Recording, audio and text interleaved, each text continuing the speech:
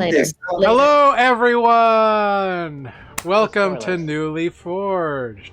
We are a 5e actual play stream that takes place in the world of Nuuli that came out of my brain, and 6 of my friends here are brave enough to play in because masochism is contagious. Yes, tonight we are but 5. Jeff is unavailable to be with us this evening, so Selenar will be shadowy and indistinct. Let's do a quick round of introductions. Everybody say hey and who you're playing this evening. And we'll get started here. I've got it. Thank you for the Pikachus. Tako Senmashu, thank you for being here. Nice to see you again. So let's start at the top with Sarah. Oh shit, that's me. Hi, I forget that I'm the top of the thing in this. My name is Sarah. Top of the show. And I play Andra Greyspark, who is a halfling wizard in this campaign. And I remembered that. Wonderful. Was there a question? Nope. Okay. Thank you. Wonderful. Matt.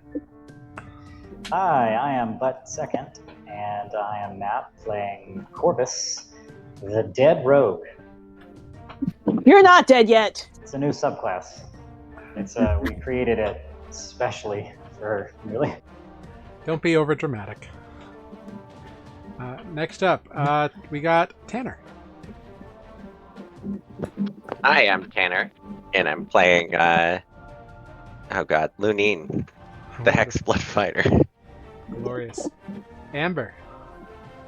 Hi, I'm Amber. I am playing Ozo, the monk. Wonderful. And Mike. My name is Mike, and I am playing Renata Soul Angel, Bardlock. Wonderful. The third. And I am Jared. I am your humble dungeon master here on Nuuli Forged. I play everyone and everything else that is not the 6-player characters. And unless anybody has anything to adieu, let's dive right into last time on Nuuli Forged. Oh, I probably don't need the battle music right now. I hope not. It's all good. I've got it. Thank you for playing the role of moderator. Much appreciated. Indeed, no battle music necessary for the start of the intro. All right. Just so sad violins. Last time on Nuuli Forged, we met Andra, a halfling wizard who obtained a strange book from a black-scaled dragonborn and seems to have a history with both Corvus and Ozo.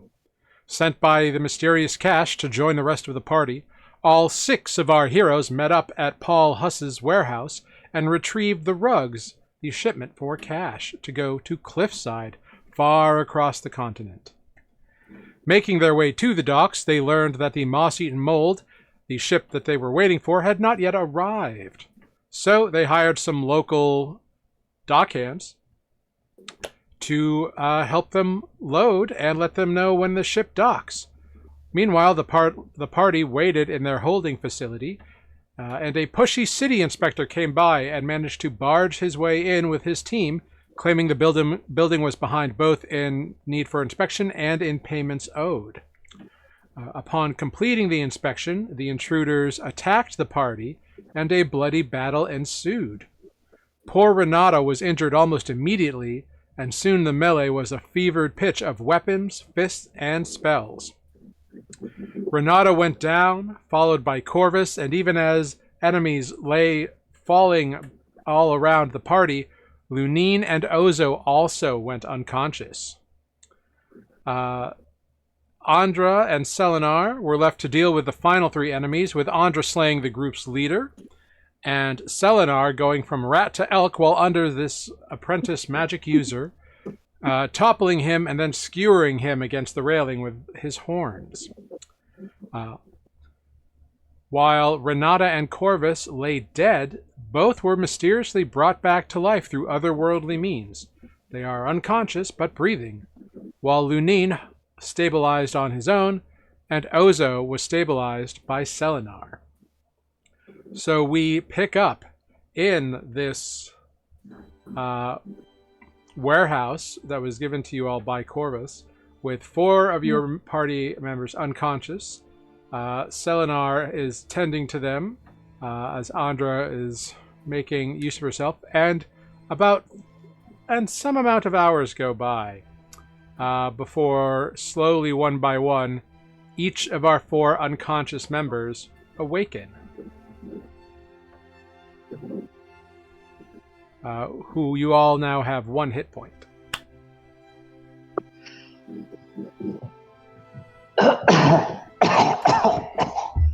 Lots of coughing Morning. happens behind Corvus's mask. Morning. Oh. Oh. Are they gone? Let me guess. Oh yeah, they're gone. Fuck, everything hurts. Good. Yep, they're gone. We're here still. That was terrible. Nothing else has happened. Okay. The ship. Is the ship here? Not yet. Or at least we haven't been told it's here yet. We've been a little busy trying to keep y'all alive. Haven't heard from our those people you hired. Maybe they're also out trying to kill us. Who knows? Fuck, I don't know if they know to come inside to meet us. Well, we haven't been letting anyone inside since the last people we let inside tried to kill everybody.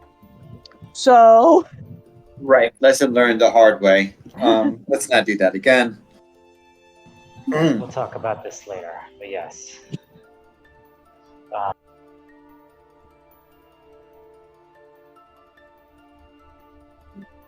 Those Alright. just stretching. And I'm in a You know. mildly trafficked area, but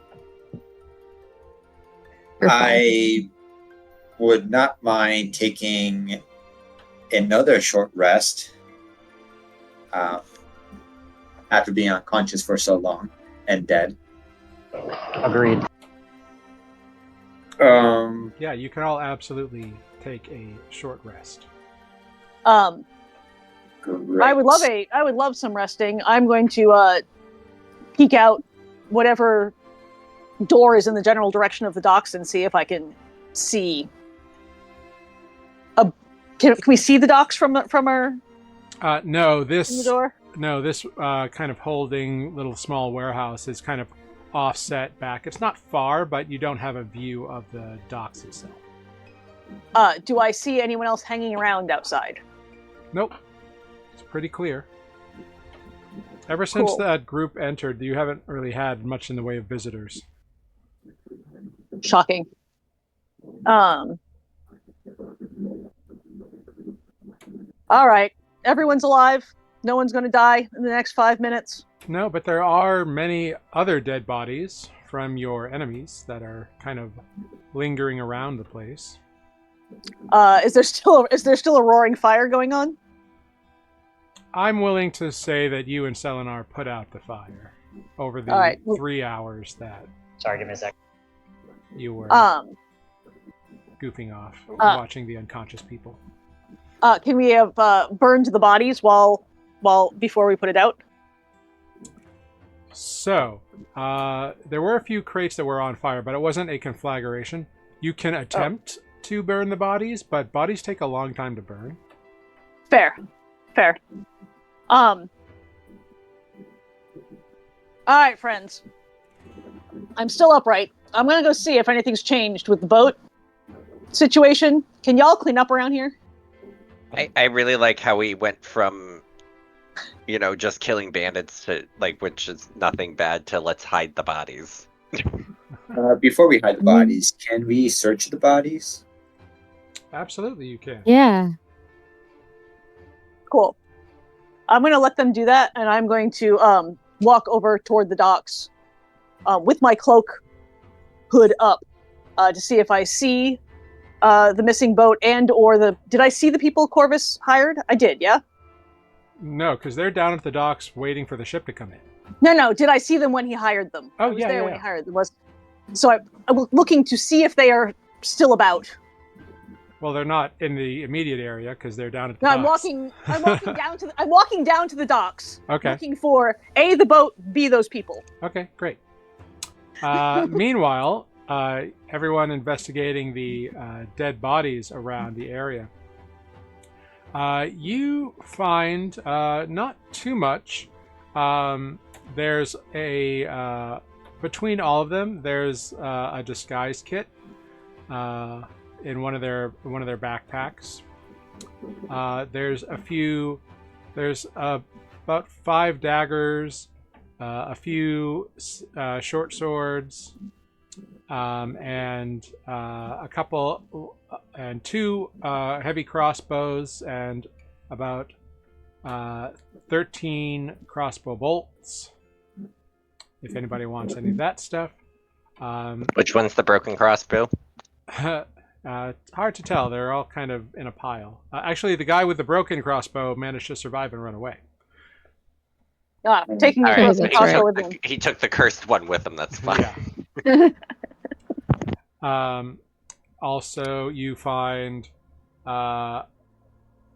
34 copper, 18 silver, and 2 gold.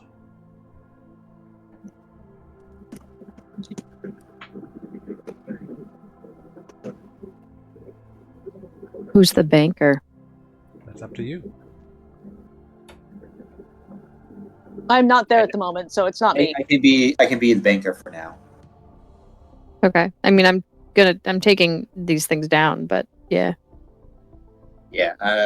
I don't think I'm writing Ozo it holds down the as money. well, but yeah, I'll hold on to the money for now. Do we know? Is it worth our time to sell these miscellaneous weapons? So they won't sell for very much, but you always can try. You might get that. They're battle damage, number 1, and number 2, you might be able to find someone who would like buy them as like scrap or something. If I cast mending on each of them, would I get more in return if we try to sell them? Yeah, if you want to spend a few hours casting mending. Why is We it could always- ours? We could I thought it always was take just- them on. We could always just take them and sell them at Cliffside. Yeah. Well, Yeah. regardless, they are normal, Yeah. common, mundane weapons. They are not magical in any way, so even in the best of shape, they will not sell for half of what you would buy them for. I will keep the daggers. You said there were 5 daggers? There are, yeah. Okay, I'll hold on to those. Okay. Yeah. Cool. Yeah, like mending does things like clothes and small objects pretty easily. Intricate weaponry is a little trickier, so it takes a little longer to do it. Several recastings or something. Yeah, it's just recastings. It's not like ritually or anything, but because they're actually like crafted as opposed to just like, oh, here's a quick little tear to fix. It's like missing a chunk of metal, so the metal has to be flattened out and reshaped. It's a whole thing. Anyway, down at the docks, you quickly see the 2 individuals, the human and the half-orc, or the human and the orc that Corvus had employed.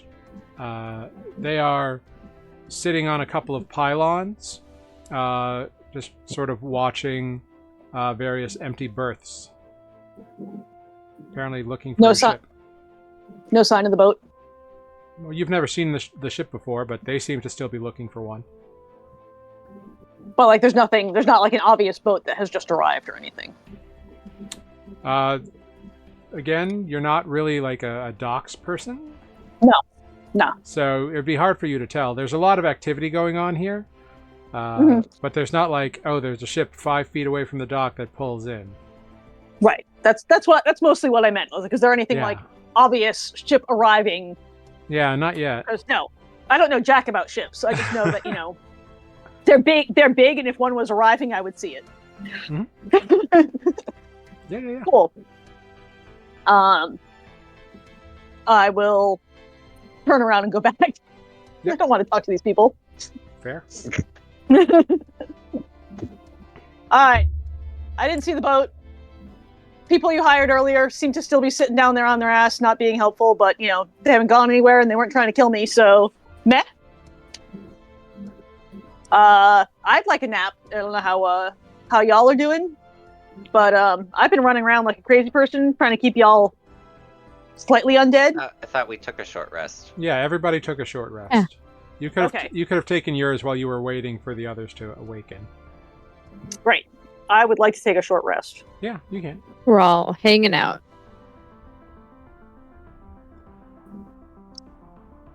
It's all good.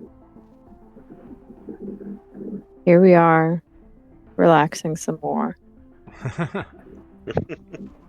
What did I roll? Ooh, I rolled. Ozo is doing some stretches and Yeah, so calisthenics. you're calisthenicing and all of that action. I am also going to use some arcane recovery to get a spell slot back. Yeah, definitely. Cool. Anybody else have any fun things that they do on a short rest? No. Okay, great. Not yet. Cool. Did you say not yet? Not yet. Matt, I that's a really big background. Can Yeah. move. He's in Took a the drapes Yeah. down. It was time I went up to myself, I guess. So, Corvus, I've got a cathedral. you have all these dead bodies in a warehouse that your boss owns. Yeah, Probably we bad. should probably message that. I mean, this feels like the kind of thing that Cash would want to know about. Yes, I would like to know if off the top of my head, Corvus is aware of any sort of services that he may have access to, given his membership, that may dispose Yeah, of certain your connections in your unwanted- guild will absolutely help you to take care of this process. I would like to initiate said process, and in general, Corvus will be brooding and not speaking very much, which has nothing to do with the fact that I may or may not be constantly off camera due to being at work right now. No problem. You leave the warehouse for a few moments, about 20 minutes or so, and return shortly thereafter. And about 45 minutes after that, there's a knock on the warehouse door, and then the door opens, and 5 individuals with a big empty cart come on in and nod to Corvus and Ozo, and they just set about their work. They pick up the bodies and put them in some shipping crates, and then they leave. Bring Nailed out him. Corvus. dead. Corvus pays them in a specific gold coin that you've never seen before, unless you've watched the John Wick films. It's just a coin. Great. But that does take care of everything. One of the individuals, a short one, stays behind and motions to Corvus. Good, I was going to speak to him. Yeah, this one is hooded in like kind of tatters. You recognize this individual. His name, or you know him as Pest, and he is close to Cash, but he's about the size of Ozo. Does not hide his face at all, and has like kind of almost reptilian-like skin. It's not quite scales, but it's like very bumpy and gray, and big giant eyes that he keeps hooded but not hidden, and a mouth full of sharp, pointy teeth. Pest with a T, not a K? Correct. Okay. Does he speak first? They speak first? Yes, he does. He's like, so, what's the price? I'll tell him what happened, who came in, who they were, the description of the one that got away, He nods. and when I pause on the like, one of them got away, like I take a moment because I'm like, that wasn't supposed to happen. Yeah. He kind of nods And he smiles and says, "Well, you took out the dock workers, so not the worst thing that could happen. Well, I'm glad to. And now the one that's left is all by himself. I'm sure it will be a matter of concern for not much longer now." Good. Good work on your first wet job. Yeah. Don't worry. You'll get used to it. Or you'll go mad. Did we, just out of curiosity, did we have this conversation in like within sight of the rest of the party? No, you've been pulled off to a private corner, so it's just the two of you. Okay, I might have been like tempted to just raise my mask during this conversation, and then when he says, you know, or you'll go mad, I'll just sort of look down and mask back on. Don't worry, cousin of Cash. Everything will be fine. That's such a creepy laugh. And Pest just smiles, pats you on the arm, like by the elbow, and follows out after the rolling cart of crated up bodies.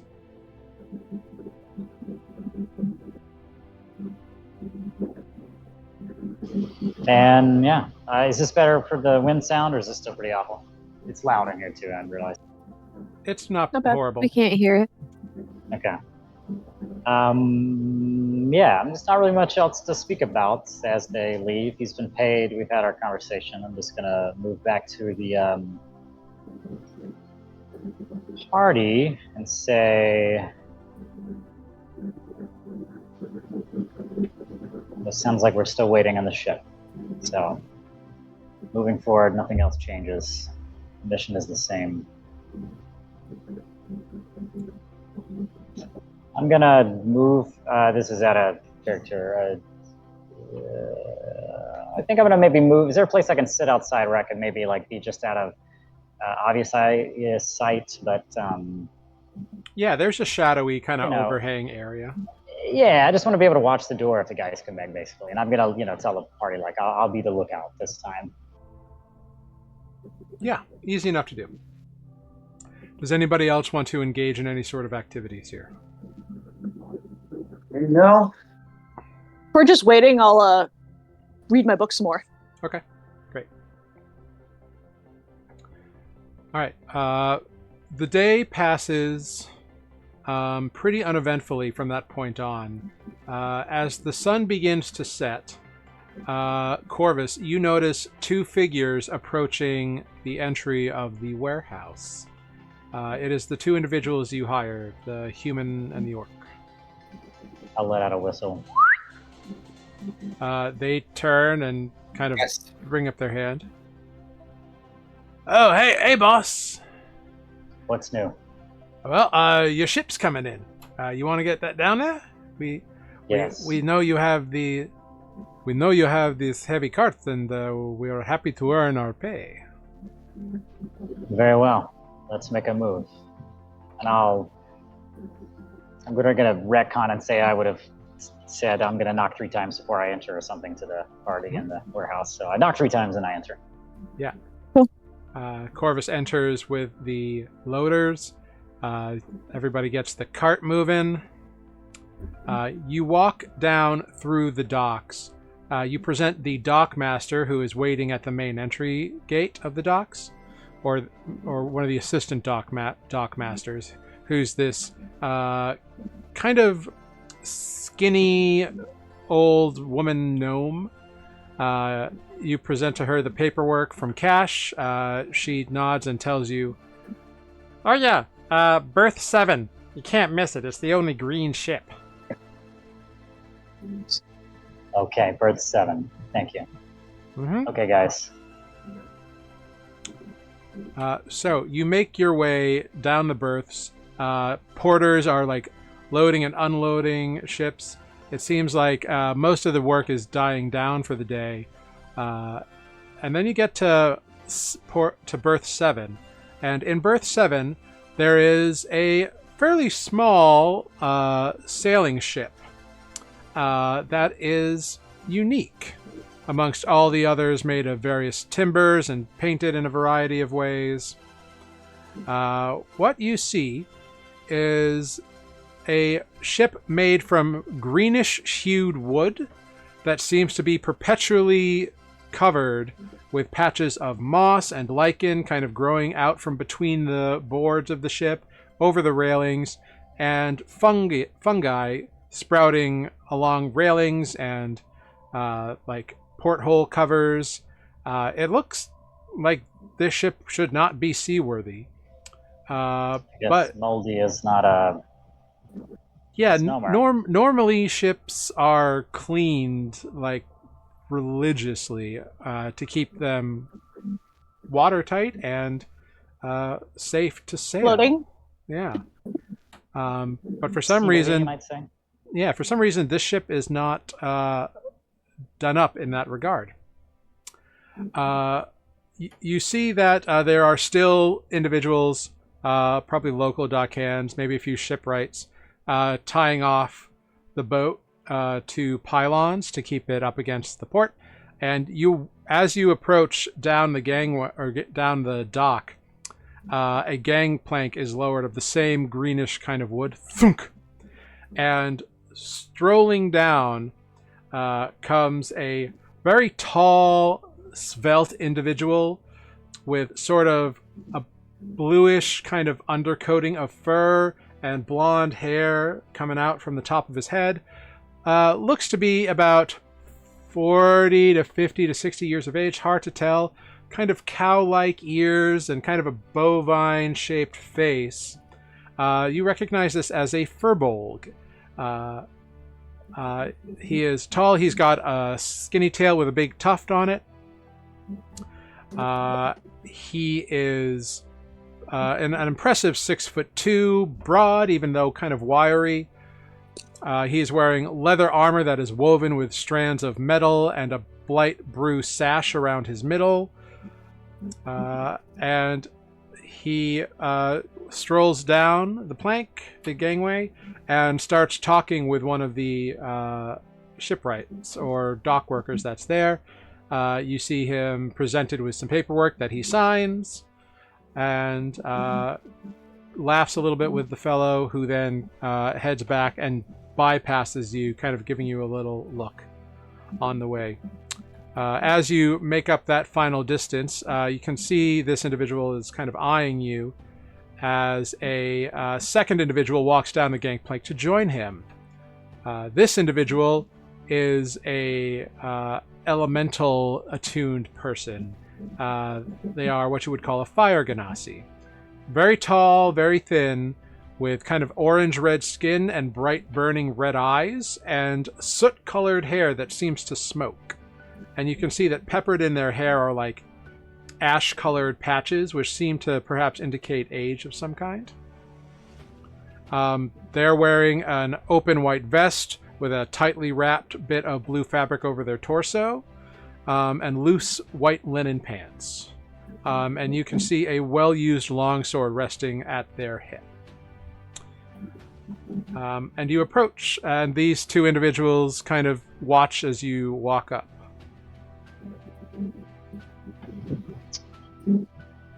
Am I clear to? Is there more paperwork that I need to show the captain, or do I just? You don't know who these two are, and they don't know who you are. So. Oh, they just came off the ship. Yeah, they just came off the ship. You watched them descend the gangplank, talk as you were kind of wheeling the cart over, and you do notice on the ship, in very like ornate golden lettering, very bold, it does say the moss-eaten mold. Okay. I'll like sort of maybe motion to just pause the cart so we don't roll it from the ship without permission, and then I'll approach the two at the bottom of the plank. They just watch as you approach. What's the price? I'm told to meet at the mossy mold with a shipment. The Furbolg kind of speaks up. But of course, we were told that, I don't know what this price deal is, but we were told that we were expecting a shipment, the Polemi shipment being headed by Corvus. This is you, yes? This is me. Ah, bon chance, we have just arrived. Very good timing. Although we'll have to wait for the morning tide, but hey, we can load you up now. You are free to make berth in the ship if you want. Allow me to introduce myself and my first mate. I am Captain Kevin Saltcrust of the Moss-Eaten Mold, my fine ship here. It is très magnifique, no?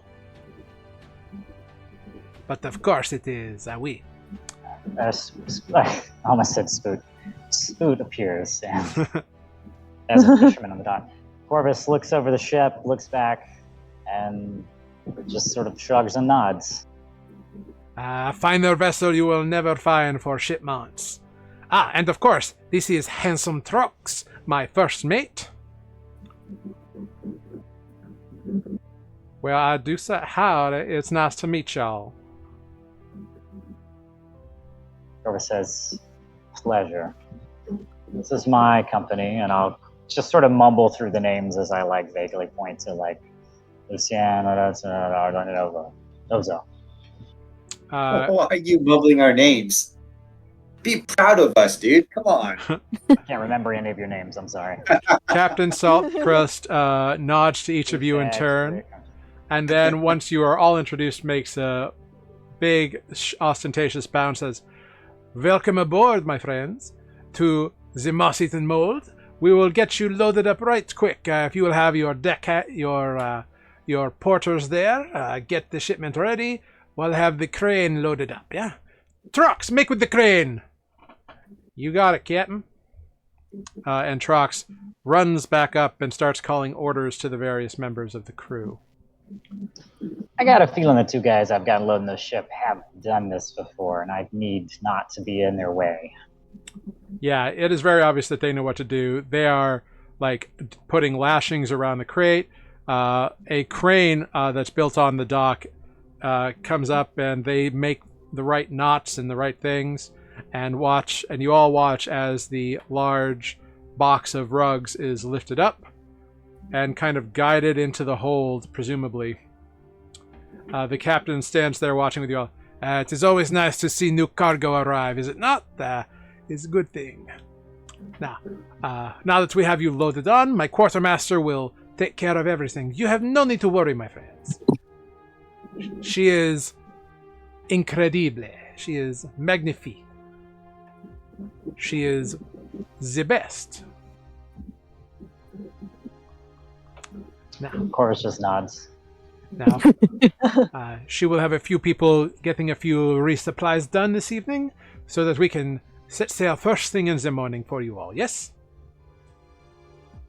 Sounds great. Is there anyone that watches the ship at night? But of course, I have a whole evening crew. Fantastic. Yes. Here, to put your fears at ease, why don't you come aboard and I will introduce you to my officers, yes? I'll nod and step forward. Ah, very well. Come this way. And he walks up the gangplank.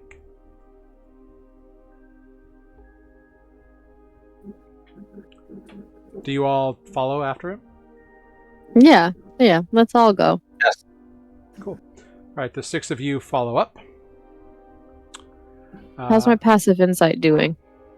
What are you inciting? And how high is it? The guarding situation. Is this guy talking crap or is he a talker or a... What's your passive insight? Passive insight is 15. Oh, very good. Yeah. Just by listening to him talk, he's definitely like being a salesman, but he doesn't seem to be telling you any lies. But you can tell, I mean, this guy is very, very charming, and seems to be very upfront about his deal. But has told no lies as of yet that you can detect. So, you all go up, and the captain calls for his officers. He calls for Trox to get the other officers so that you all can meet them. So Trox appears along with 4 other individuals. The first that you see is a tall, copper-skinned human male. Looks to be like late 30s, maybe, early 40s, maybe. Long braided dreadlocks and a very striking black beard. He's wearing a black vest with a bandolier that's got like 6 daggers in it. A long red coat and gray pants. A compass is hanging from his belt along with a jeweled rapier. He is introduced as Kinnear, the ship's bosun. Remind me what a bosun is? So a bosun They're the people who, is who like beat people. he's like the guy in charge of like repairs and maintenance. So like Okay. if the ship takes damage, like it's him and his crew who like are responsible for that. Daily maintenance kind of stuff. Yeah, thank you for the lesson. Yeah. The next individual you see is a human woman with like deep, like tanned skin, brilliant green eyes, and a shaved head that she has a green bandana kind of like up and back over. She's got a harpoon across her back, form-fitting leathers, and you see a large book at her side. Or you think it's at her side, but then you realize that this blue tome is actually just hovering next to her. She is introduced as Fira, the weaponeer on board. So she's in charge of all the weaponry, cannon, and that sort of thing. Fira? Fira. Fearah, if you want to spell it out. And Kinnear is K''Neer.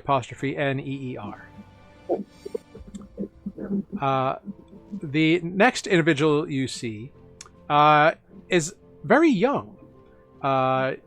Most of you can tell this. He is a tanned half-elf with long blue hair and a simple like blue wrap around his waist and like a necklace of seashells. He looks to be like 5'10" or so, well-toned, and his like gray blue eyes just kind of like nod at you all as he's introduced as Temper or Temperance. But his eyes seem to kind of like be drifting off to the ocean like constantly. He seems very lackadaisical. He's introduced as the ship's healer, ship's medic, if you will. The fourth individual takes a little longer to appear, but slowly coming up from the hold of the ship, you see an ancient female halfling. She looks easily 130 years old. Long gray hair. Pale, like very pale weathered skin. Like it's weird that she's on a ship and is very pale. Dark, deep set kind of shadowed eyes and simple kind of clothing of like greens and browns and a little blue. And you see that bits of like moss or lichen are growing on like parts of her clothing. And she is walking slowly, leaning on a quarterstaff made from the same kind of greenish-hued wood as the rest of the ship. She is introduced as Lulu Riverbed, the quartermaster on board. Masim Lulu. And the captain introduces you to all of these friends. The finest crew you will ever find. No better can be assembled on all of the seas. We have sailed the. I thought we were a pretty good crew back then. Sorry, what was that? Last time we were on his ship, I said I feel hurt. I thought we were a pretty good crew getting his Yeah, you were helpful. boat there in double time. Together we have sailed from Spire Bay up the Wiped Coast, the Atlantic Ocean, the Triangle Bay, even all the way to the Vantic Ocean on the walled shores of Cliffside, where we are now bound with your cargo. Yes, we have sailed the boiling straits, so no worries about that. They are a mighty crew. Many have been with me for decades. So worry not. And the rest of my fine crew will, of course, aid and assist in any ways they can. Thank you, Captain. But of course, shall we show you to your berth, or do you have lodging in town for the evening? Yes, you can show us to our berth. Very well. Trucks, if you will see them to their domicile while they are on board. You got it, Captain. If y'all will just come right this way, I'll lead you right to where you're going. And they lead you down to from the main deck of the ship down a level, which appears to be the cargo hold. Or actually, no, sorry. From the main deck, they bring you towards the front of the ship, which has some beds and hammocks in it. Say, y'all can take rest in here however you like. There's 4 bunks, and there's 4 hammocks, so you may choose as you wish. Whichever ones you don't take, probably the night shift will be sleeping in those 2, just so we have enough room for everybody. And Jared, we're going to Cliffside. That's our final destination. Correct. So Corvus will turn to first mate. Is that their Trox. title? Yeah. Get some trunks. Trox. Trox. Trunks. Ah, Trunks. Trucks. I'm sorry. Can you I heard remind trucks. me, So how long is the journey to Cliffside? Well, now, getting to Cliffside, that journey, she's a long one from time to time. Depends on if we run into any trouble or storm. The boiling straits are, of course, dangerous at times, simply because of the water temperature, but also because it can create high pressure systems with the weather. So it can be a bit dicey from time to time. Now, that being said, if all goes well, should be there within a month and a quarter, month and a half.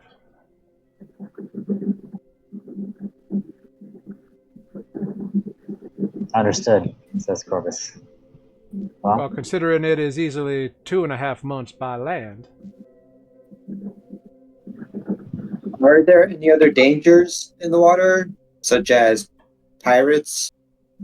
Oh, of course, there are many. But hopefully we But won't not come that. across any of those. Right. I mean, percentage-wise, of the many trips that you make, how often do you come across trouble like that? Well, now that's a hard question. For you see, sir, sometimes we go to places where it's very safe and there are no pirates. Other times, needs must make root of more swift but dangerous waters, and in such instances, well, sometimes clashes of the sea do occur. Okay. In an ideal setting, of course, there is no engagement, and it's an easy sail for us all. I will trust that your weaponeer will keep us safe. Fiera is a very fine and capable individual. Matt is. She trying looks to- badass. Indeed, she is. Now, while this conversation is going on, Andra is going to commandeer one of the lower bunks. Mhm. She is not going to climb into an upper bunk for a month and a half. yeah, it's fine. I think that's fair. Matt is starting to realize that perhaps Corvus should have known this, and that the party is perhaps not. It does not currently have enough rations for a month. Well, the captain did say that they were taking on supplies overnight. Okay, great. Maybe this Fairly is all certain part they're of Corvus. they're accounting for us. Yeah. Yeah. This is Yeah. all part of Cash's plan. Then. What time do you think you'll be leaving in the morning? I don't know tides. Well, it will be before, probably with the sun, if not a little before. This time of year, springtide, the moons are quite close, and so tide leaves early in the morning. And since we have already loaded you, we won't need to wait for the afternoon tide, so we will be able to disembark quite early. Okay. I think I need to go to the store. Of course, we will be here until the morning. What time is it now? It's evening? Yeah, like the sun is setting. Like, is it sunset?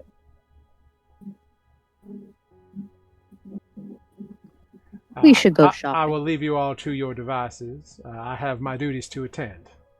And Trox leaves.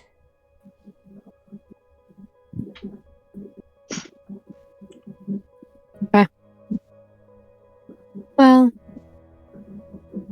I think I should probably get some stuff from my house or the store for this trip.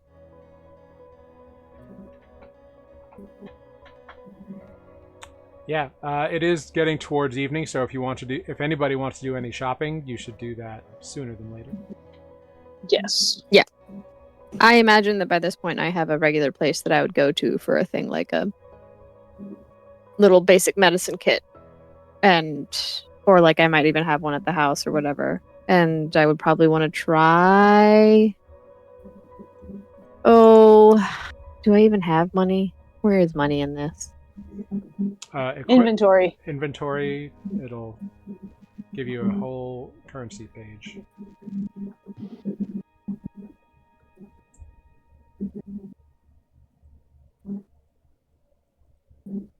Will it though? Yeah. Top right of inventory.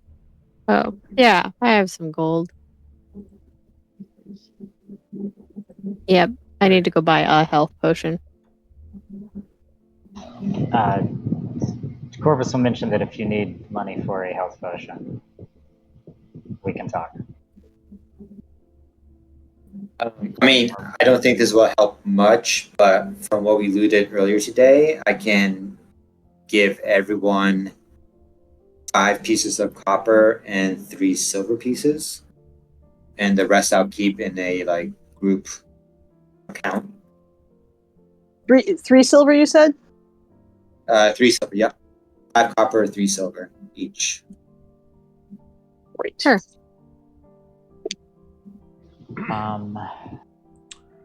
Yeah, Ozo. I might pull Ozo aside and just say, here's some money if you can get 2 health potions. Okay.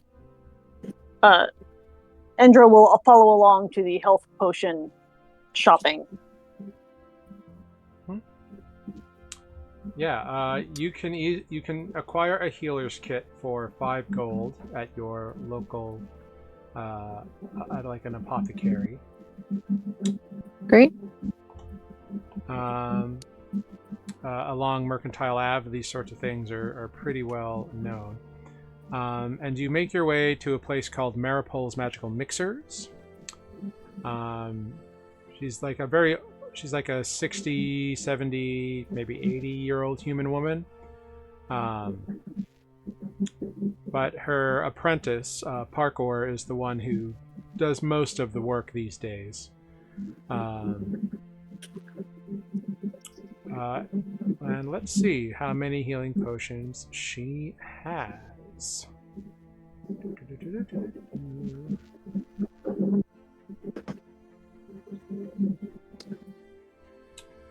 Cool. I'll be doing something else, by the way. You can get to me later. Stump these guys. Sure. She's got quite a few things in stock at the moment. She's got. Just need to check one thing. Of course, it's on the next page. Your hair looks Yeah. pretty, Sarah. Oh, thank you. She's got 3 regular healing potions at the moment, so that's good. Okay. So she's also got. Parker also tries to offer you, or try to rope you into buying a few uncommon potions. He's got one that he calls Bottled Breath, which allows you to exhale great amounts of wind for an hour if you drink it. He's got an oil of slipperiness, which you can put on something and it will make difficult terrain. And he's got a potion of water breathing, which would let you breathe underwater, if you were interested in those items. Gotcha. Well, all Ozo can afford is the, price of the healing potion. Definitely want to spend the money that Corvus gave me, and then also buy one with my money that I have. Yeah, he can sell you regular healing potions for 50 gold apiece. Perfect. I will buy those. Okay, you buy 2 of those. There's 1 left. I will buy the third one. Great. So you make those purchases. Maripol's Magical Mixers also has things like spell components, if that is of interest to anybody. What? There it is. Andra will peruse these components. You need a pearl. Yep. I do, but I can't afford one, so. Yeah. What are you looking for?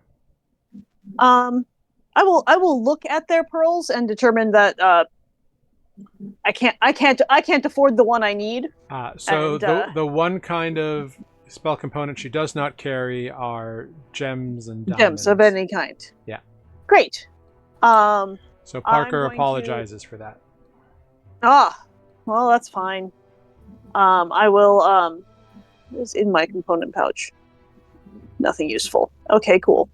I'm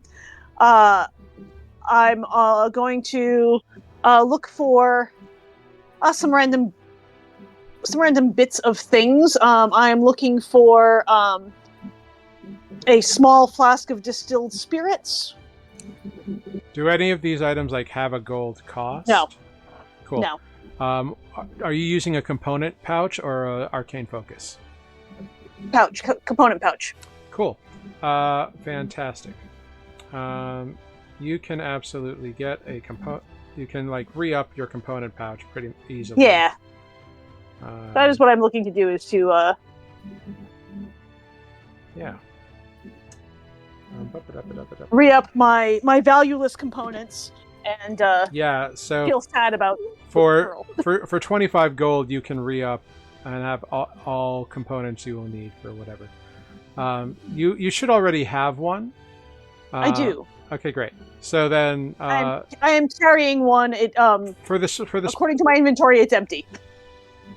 Well, yeah, because you haven't put all the stuff in it. Yeah. But that's what contains all your all the stuff that it says in the spell description that does not have a gold piece.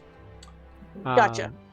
So feel free to add that stuff if you want, but you can get that real easily for 1 silver. You can re-up based on the amount of spells that you cast. Great. I will do that. Cool.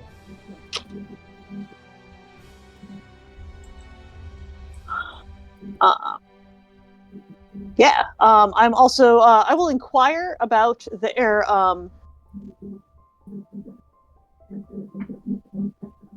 paper and ink.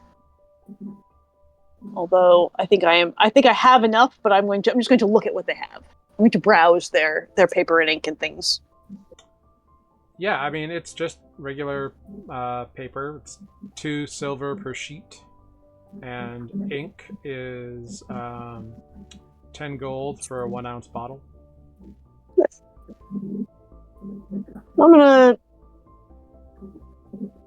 I'm sorry. Paper was how much per sheet? 2 silver per sheet. If you want parchment, it is 1 silver per sheet. Gotcha. I will going to get 10 more sheets of parchment. Okay.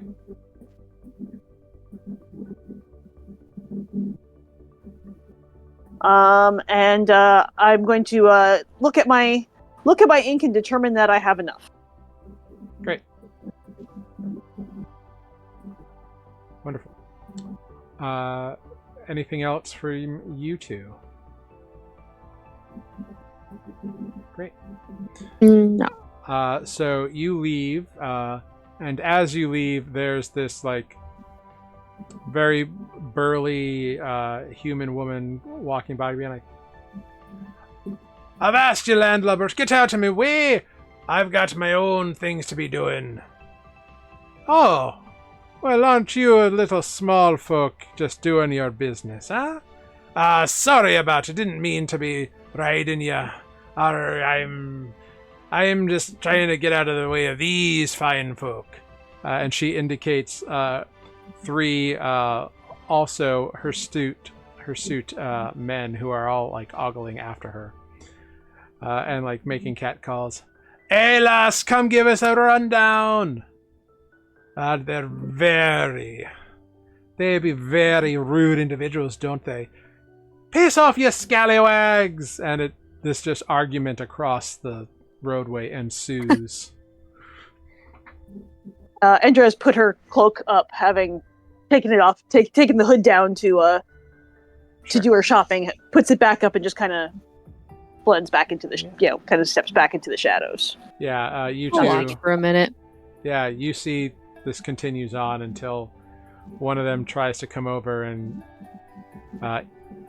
without consent, put a hand upon this woman, and she decks him right in the face.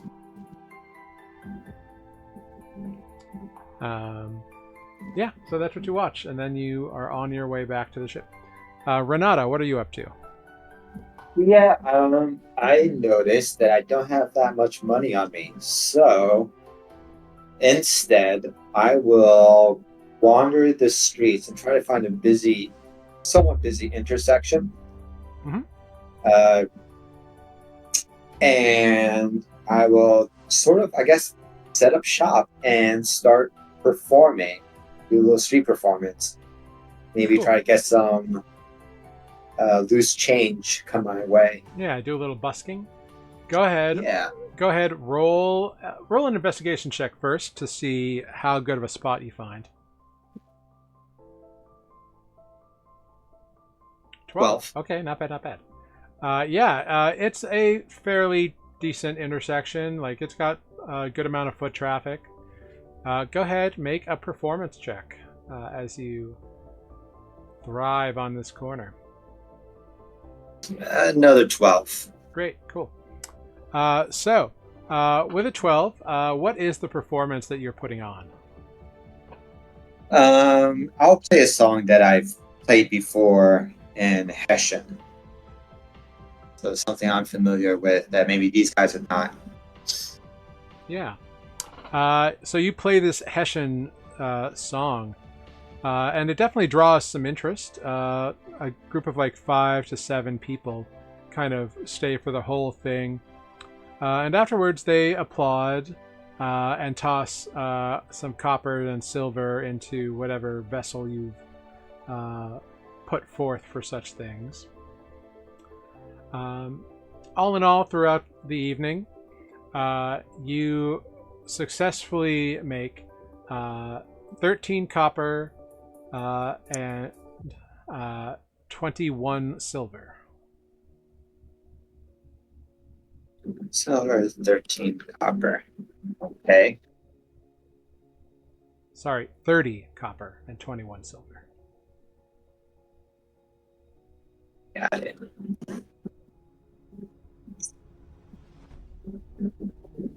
All right. And how long did that last? That performance, like an hour, 2 hours, That was a couple hours, yeah. 2 hours. Yeah, like the sun So this would be has like gone late at down. night right now. It's dark, yeah. It's dark. The taverns are still going because they go most all night. But your street corner is starting to die down. Gotcha. I am feeling warmed up from my little busking, so I will venture inside a tavern to see if I can perhaps perform there. Cool. Go ahead. Not Roll a necessarily luck check. for money, unless they feel obliged to give me money, but for spreading my music around. Yeah, roll a luck check. You want higher than an 11. 11 or higher. I'm sorry, what kind of check? Luck. So just a straight d20 roll. Oh, straight D20. Yeah, anytime I ask y'all for a luck check, it's just a straight d20 roll. Oh, Unfortunately, Okay. The taverns you visit all have entertainment that's booked and playing up a storm this evening. and if I start to set up a little performance outside that bar, would I get? You have a feeling that would be frowned upon. Yeah, that's what I was afraid of. Okay. I guess in that case, I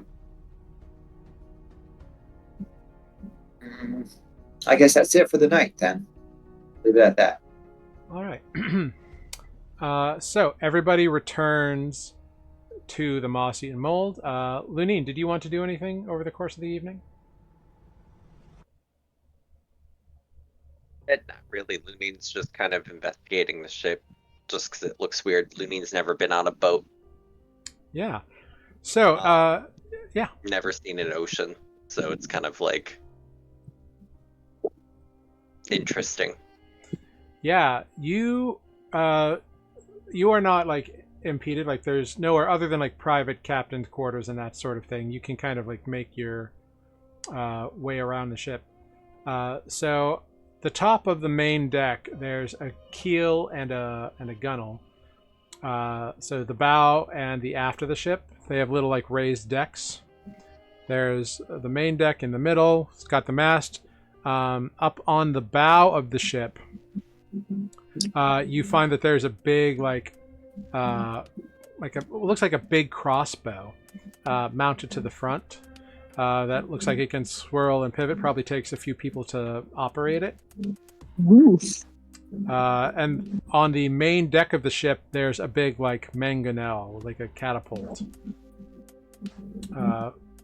You ask around, and it's obviously defensive. Going down, also on the main deck, there is the galley with where people eat, and the cook makes meals. And there's also the captain's quarters on the aft side of the ship. The fore of the ship is the room that you all are staying in. There's a couple people getting ready to go to bed, a couple of the day shift who are hopping into hammocks. The next deck down is more crew quarters, like the officers, as well as like what essentially amounts to a privy or bathing area. Like just the head is on there in the front of the ship, and the main cargo hold, which seems to be the realm of Lulu. And there are many crates kind of stored off to the side. There's a couple individuals like stacking crates, lashing them to the sides, as crates of like food stores and fresh water are being brought on board. And Lulu is kind of just there, kind of sitting off on a side with her eyes closed, but you get the sense that she is aware of everything that is going on. About how many people are on this boat? Are we talking hundreds of crew? Are we talking about 10 crew? Like, roughly? No. There's like 20. Okay. They work in, like the captain told you, there's like 20 people on board, plus you, and they work in shifts of 10. And of course, if you offer to help out, that will make everyone's work easier. Does the moth-eaten Lulu mold with the boat, or does the boat mold with Lulu? You don't know the answer. Then down the next level is a lot of hammocks, and like it's the general crew sleeping quarters, plus a few more officers style quarters, and another kind of locked area that is labeled as weapons. So presumably that's stuff you don't need to worry about. And there's like chests and foot lockers and that sort of thing under each hammock and that kind of stuff. But yeah, it seems to be an interesting place for never having been. All the quarters are like tight and cramped. Like the ship is about 100 feet long and 20 feet wide as it stands, so it's not huge. Well, Lunine, after exploring the ship and learning what a ship is, probably go and stand on the I'm blanking. I don't boat. The back part of the ship. Yeah, you can head. Top. Yeah, you can head to the aft of the ship. That's totally cool. Which I'm assuming is the highest point of the ship, aside from like the crow's nest and stuff. Yeah, it's definitely the higher part. Yeah. You can see that there's a big wheel on the back of the ship for the rudder, back at the helm. Trox will tell you that this area is called the quarterdeck, and they seem to just be up there kind of watching the crew that are operating the crane to lower stuff in, get all the cargo stashed and loaded. And you do notice that Temperance, or Temper, is there as well, just staring off the back of the ship. And that's the direction of the open ocean, I assume? It is, yeah. He's just kind of lazily leaning on the railing, like just kind of staring off.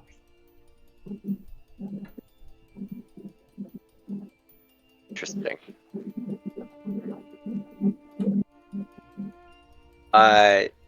Lunine's gonna go back to where Temperance is leaning, kind of like on the ship.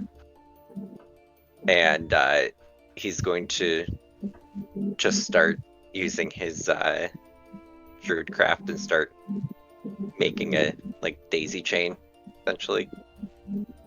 Just start talking to Temperance. What are you looking at? I don't see anything out there. Oh, but there is so much out there. Do tell, I've never seen an ocean before.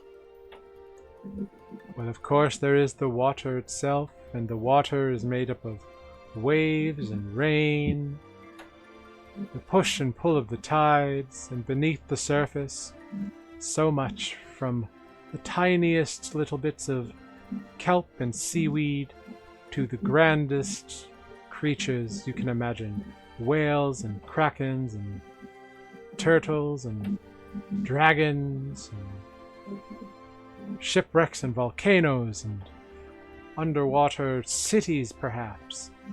The sea holds everything. I don't think I've heard of those things you said. Which? I'm happy to explain them to you. So since Tanner already knows things, not gonna bother. He's just gonna start asking about some of the creatures that Temperance was talking about, kraken, whale, stuff that like he's wouldn't have seen in a forest.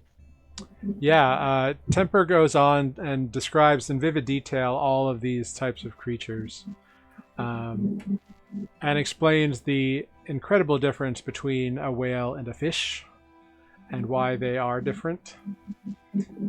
He talks about the difference between a squid and an octopus and a kraken, and just he goes on for as long as Lunine is willing to listen. I mean, Lunine's learning, so he'll just, and it's kind of like keeping his mind off things, so he's just gonna kind of sit there, listen while crafting. Yeah, and But after it's a very like half-hearted listen. after about an hour and a half of Temper's lecture on sea life, he looks at you and he says, "I take it you're not a coastal visitor very often." That is one way to put it. Where are you from? The forest, very far away. Oh, I suppose that's nice too. They had some calm rivers, streams, brooks, the standard. But never seen something quite as vast and empty. At least seeming. It is the seeming that can be dangerous. For though it may appear vast and empty, it is vast and chock full of wonder and danger, of potential and threat. The sea, the oceans, the water is the source of all life and potential on this world. Everything came from the sea. Even some of our continents have risen up in the past 1,000 years because of the breaking, and others have sunk below it. The what? The breaking of shards? I don't. At least Tanner's pretty sure. I don't think I think I've heard someone speaking briefly. You must never be mind. from a very far or remote place to not know of the breaking. Let's just drop it. Probably best left. Well, there's no shame in not having knowledge as long as you acquire it. Simply Maybe put, another. the breaking was 1,000 years of magical chaos set forth by arcane practitioners doing something they shouldn't have. And it almost destroyed the world, and we've only been recovering for about 50 years. That sounds terrible. It was, from all accounts. Wizards. They Tell me seem to about get it. a bit greedy. They certainly do. They're never happy with what they have. They always have to learn more and find more. Don't get me wrong, I'm very fond of Fira. She's a great friend and ally. But her studies, whew, she is acquisitive. Well, let's just say that. She's acquisitive. It's sometimes good to seek knowledge, but there should sometimes be a limit. Too much knowledge. Answers are dangerous. good. Answers are good, though. But sometimes Depends on knowing the when to answers you stop asking questions is the better part of valor, I think. That's a good way to put it. When you open your heart to the truth of the world, and he indicates the vast open bay to the south of you, you get the answers you need. And once you have what you need, anything else is just opulence.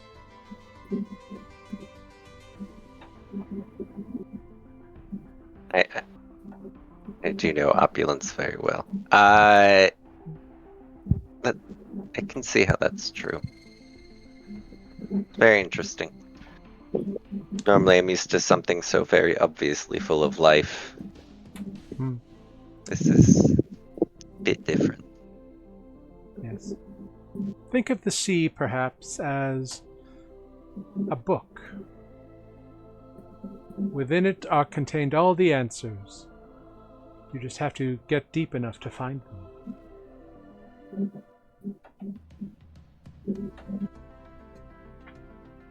And he smiles very, very nicely towards you.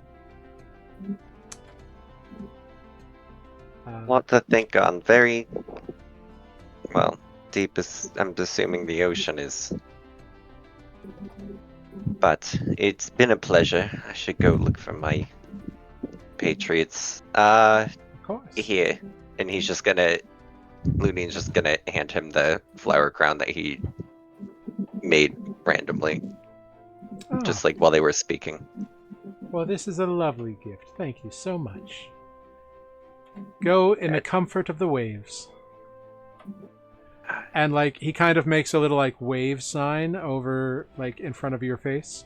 And you swear you smell like a fresh breeze of salty, clean sea air hit your face. You as well. Of course. And you head back. Everybody kind of does a rehash. Corvus is busy talking with the captain. But everybody else meets up. Getting late. Most of the ship has gone to bunk. There's just the skeleton crew of the night shift. Skeleton of the crew, actually. That's where the term comes from. That are kind of just watching the ship. All the main work has been done. So, unless anybody has anything specific, you can all turn in for a long rest. Yay, long rest. Great. Yeah, Looney's gonna probably turn in early so he can get up early. Wants to see everything happen. Yeah. Not a problem. You all begin to settle in for the evening, slowly drifting off one by one. Renata, you hear a song being played up on the deck. Okay, I will get up from bed and take my guitar and head up to the deck. Yeah. You stroll Follow the out music. there. Yeah, you stroll out to the quarter deck, which is the topmost back of the ship where Lunine was earlier this evening. And all of the crew seems to be like up in rigging or doing other stuff, just not kind of paying attention to the aft section of the ship. And sitting on the railing, kind of looking out over Triangle Bay to the south, you see a figure with long white overcoat kind of vibes, white linen pants, very finely made, and a white kind of straw hat. You recognize the form of your manager. Not who I was expecting to see. Yeah, and he is holding like what appears to be a globe of water in his hand.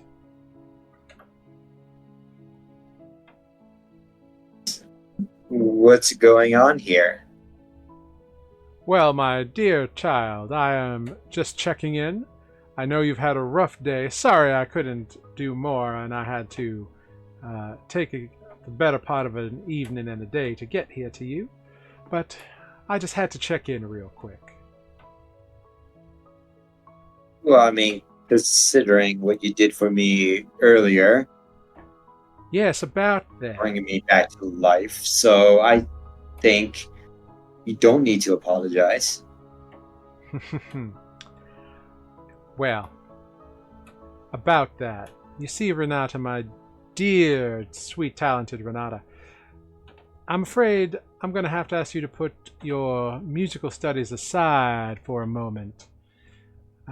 I'm going to need you to do a few things for me as sort of a thank you and a retributionary payment, if you will, for such a high-priced act. I make a sad noise on the guitar. Wah, wah. Don't worry, I still want you to be practicing your endeavors here, but I'm going to need you to look out for these individuals. I understand you are heading that way, and he produces a little list with a variety of names on it. I take the list from him, and do any of these names mean anything to me? No, and it's weird, like, as you try to read the list, you can't read the names. I'm sorry, Chief, but I think I need glasses because I'm having trouble reading this. Oh, no, that's for their protection, you see, boy. You will be able to read the names when it is appropriate for you to do so. Just check it every so often, and once you see a list, go ahead and find them, and just make sure that they're A-OK. These people are at Cliffside? Most of them. Okay. Oh, by the way, actually, as I'm talking to the manager, you've mentioned that other people are like sort of out and about, doing their work. Yeah, none of them seem to be noticing anyone- what's going on.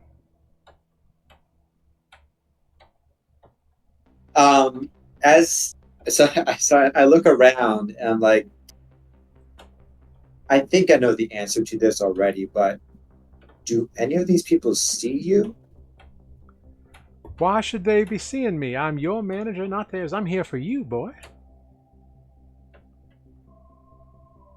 Right, but for my reputation, if they see me talking to nobody, they may think I'm going crazy. Who says that Spread they the will word see you around, at and then I all? This leave. is a private meeting. You worry too much. I do worry a bit. Sorry, this is all new to me. Understand? I'm doing a solo act here, so I'm sort of questioning whether I made the right steps. You are early I in did your die. career. Well, Yes. I did You join people the tend to do 27 club.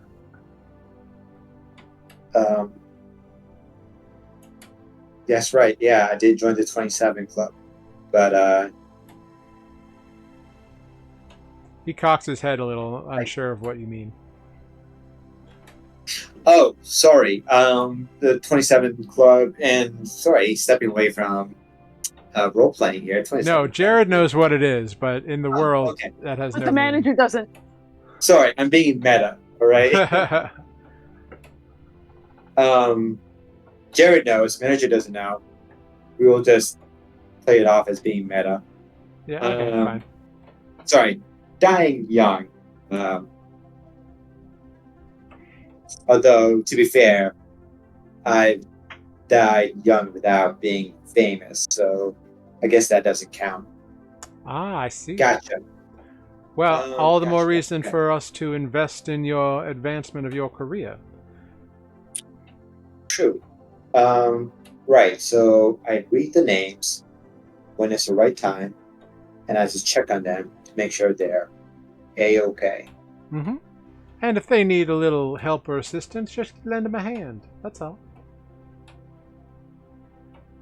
What kind of people are these on this list? Oh, a variety of young, upcoming talents such as yourself that I keep my eye upon from time to time. Okay. And in this business, boy, it never hurts to have friendly connections in every city you go to. You know what? You're right. And this is such a small ask. I do not mind this at all. This is easy. I'm happy to hear you agree. Now, I'm sure you are very tired, and so you must get to bed.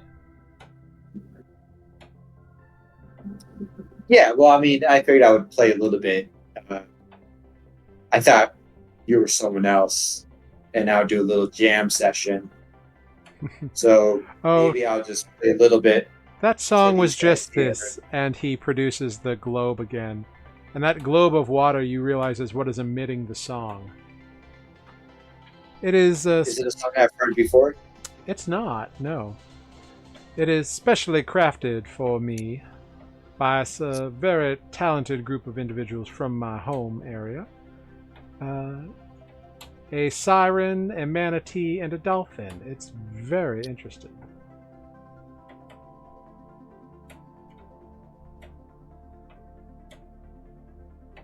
Yeah, I can't disagree with you. It is interesting. Hmm. And it did draw me up here, so How definitely the that's dolphin accurate. ever learned to play the harp, I have no idea, but he's quite good at it.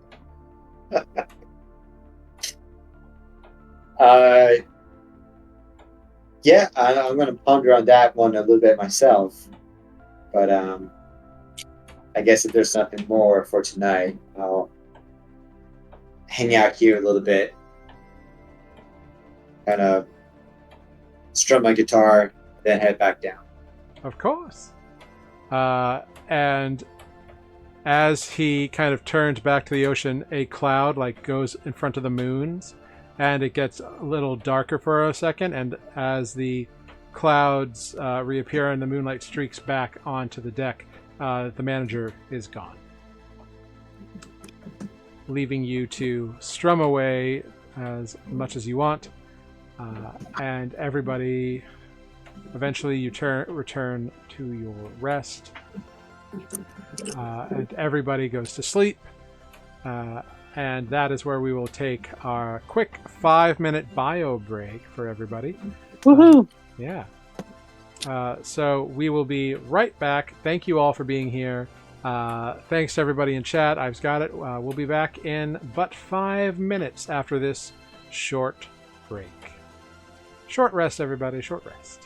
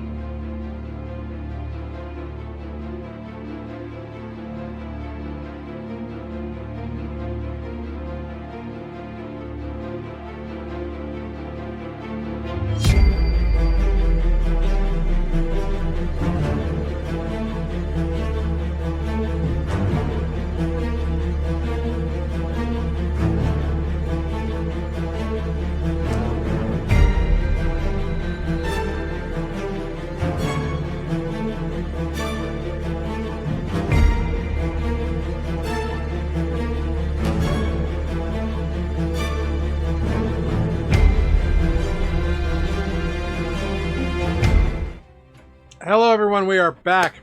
Thanks for sticking with us. We're back. We are picking up from our friendly crew here. Those who wish to wake early can do so. You are awake, and you hear crew moving about the deck. And you see Trox is on deck calling out orders to individuals to get the ship underway. And Captain Kevin is there at the helm of the ship. Sails are dropped. Whoosh. And the sails would not be dropped. They use oars to kind of get out into the ocean, drop the sails, and then in a well-practiced dance of movement, the moss-eaten molds, set sail from the docks of the city of Mendarian out into the wider mouth of Triangle Bay. The first 4 days are fairly uneventful. It takes about that long to get out of Triangle Bay.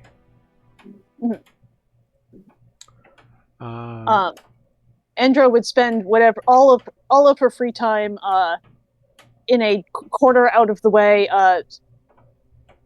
studying the book and trying to make any sense out of this book she has acquired. Okay. Is anybody else doing anything or helping with the ship crew jobs, anything like that? Manual labor? The answer can be no. If there's something to help with, Ozo will help. Otherwise, Ozo is like standing slightly smiley-eyed at various edges of the ship and just like goes and watches people do their work for a while. Cool. So anyone who says, here, hold this, Ozo will hold that. Otherwise, Ozo's going to stand there and watch. Wonderful. Yeah.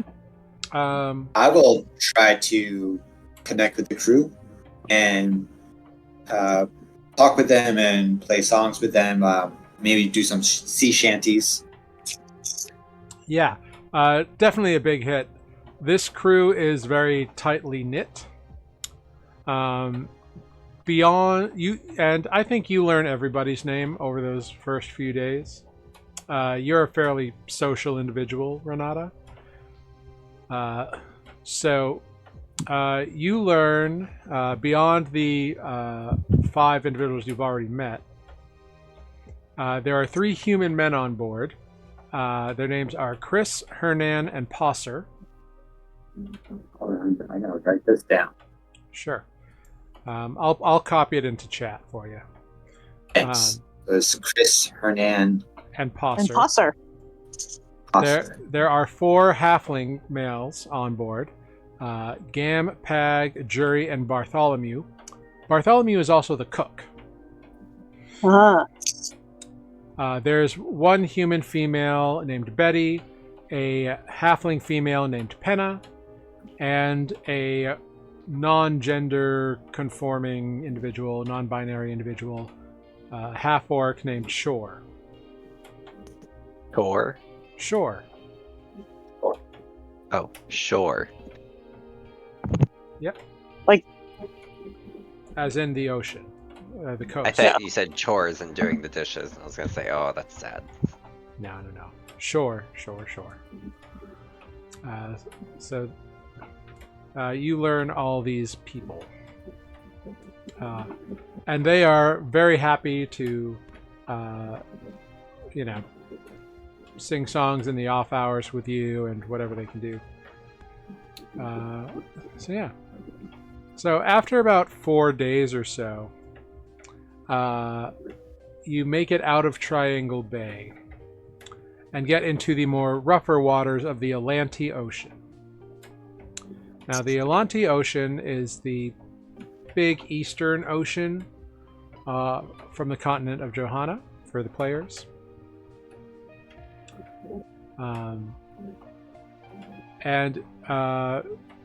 Lunine, because you spent some time getting to know Temper a little bit, Temper is excitedly explaining the differences between the bay that you were in and the ocean that you have now entered. and he seems to know exactly when it transitions. Can we still see land yet, or is it gone? So you can still see land. Triangle Bay is deep, and it's deeper than it is wide. So it's not like a right. It's like a. What's this? I forget my triangle names. It's equal. Isosceles? Yeah, it's like a isosceles or equilateral kind of triangle. So, and you are staying kind of close to the eastern shore, like within sight a little bit. But you're going to start heading out into larger waters now. Is this the ocean that Andra has already been across by boat? Or is it the other one? You have actually not traveled by boat before. How did I get there? How did I get to Mandarian? I mean, I got to Mandarian in the tower, but how did I get to the tower? Well, the tower originally appeared in your town. That's okay. All right, I understand. Sorry, I thought I had traveled to Johanna and then we were bopping about in the tower. Nope. The tower showed up there, and you apprenticed. Okay. I have never been on a boat before. Nope. Cool. I'm still hiding in the corner with my boat. But you know, like a rudimentary amount, based on your family's history and like the necessities of that job. Sure, so. But I have not previously been on a long sea voyage. Correct. Yeah. Which is fine. Sorry, had to get a piece of watermelon. So, you all set sail. So, for these days, we're going to do some rolls to see what happens. Captain Saltcrust explains to you all. Yes, we will be taking the Atlantic Ocean to the south around the southern bit of the arid expanse, the arid waste. You see, and then we will be going through the Boiling Strait. The Boiling Strait is a very dangerous place. The waters there, they boil. So it's very hot. If you fall in, it's very bad news, so don't jump into the boiling water. There are creatures who live in the area who are adapted to it. So we will be keeping an eye out. Look on the eye for any large swarms of jumping eels. They can be very dangerous. There are also patrols of shark people. Watch out for those. We will, of course, be having an eye. There may be other ships coming or going that we may have to be leery of, but generally the Boiling Straits is very get through as quick as you can sort of mentality, because it can be very dangerous, especially if the winds die down. And weather there can be very bad. Very mal.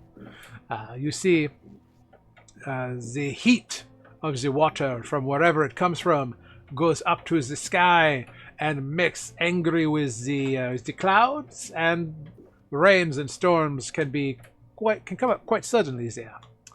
But it is the quickest way to cliffside. And as long as we avoid all these dangers, safe. Once we pass through the Boiling Strait, we will get into the Atlantic Ocean on the western side of the continent and sail up north along the walled shores, and through the walled shores we will make it to Cliffside. A very fascinating place.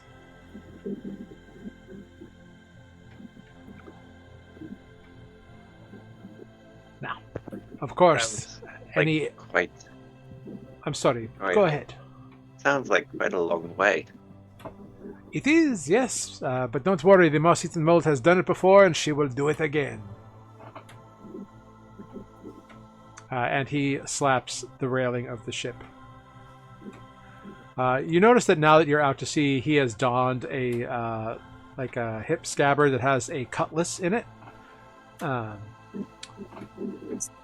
But he seems very excited about the prospect of adventure and journey in this trip. Even possibly the potential of rough seas or encounters. He seems to be a very energetic individual. Of course, you are by no means under obligation to assist with the crew. That's why I have them. That's their jobs. They work, they hire, it's fine. But if you wish to learn or pitch in a hand, it would be appreciated. We have more than enough food supplies and water storage, so we can bypass the arid wastes. Landing there, very dangerous, very bad. Nobody wants to do that. So, Nespa is okay.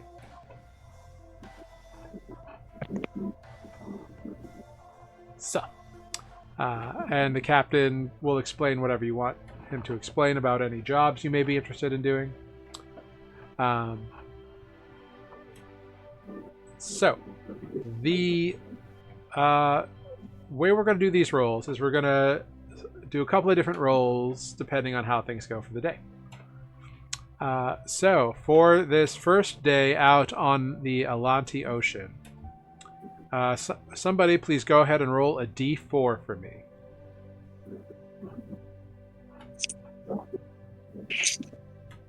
Two. Wonderful.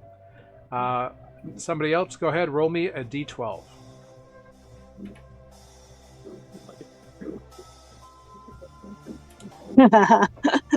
Great. We'll take Luning's 8. You don't know if that one's better. No, Cool. no idea. It did appear before mine, so Yeah, I have Lunine first, so. yes. So you sail through the day. About mid-afternoon, a call goes up. Captain! Giant shell! Straight ahead! 300 meters!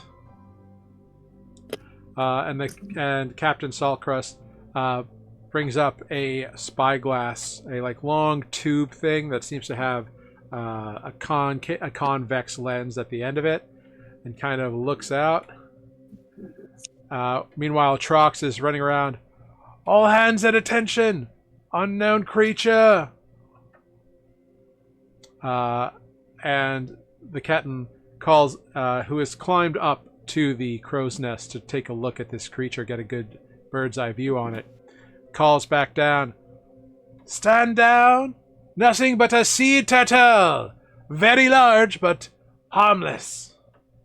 And so Trox, who is steering while the captain is up there, the captain calls down, Trox, make for the sea turtle! Aye, Captain! Anything you want, Captain? You got it, sir?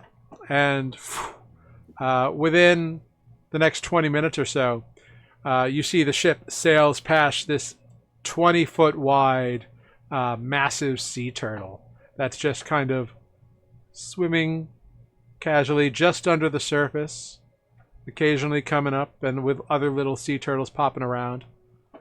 But yeah, it is a massive sea turtle that you all see. Andrew will carefully stow her book and peek over the side. Yeah. Sea turtles are kind of cool. Yeah. Cool. It's cool. It's just turtling its way along.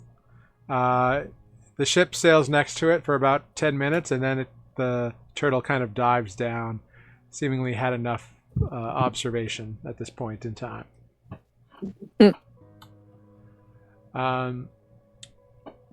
Anyone on deck can see that Temper is there, and as the turtle dives, you can see he makes a little sign of a wave in the air, and says out, Brother Turtle, may you totally go one with the waves, find all that you seek to sustain you, and go forth and multiply with your progeny wherever, on whichever beach you want.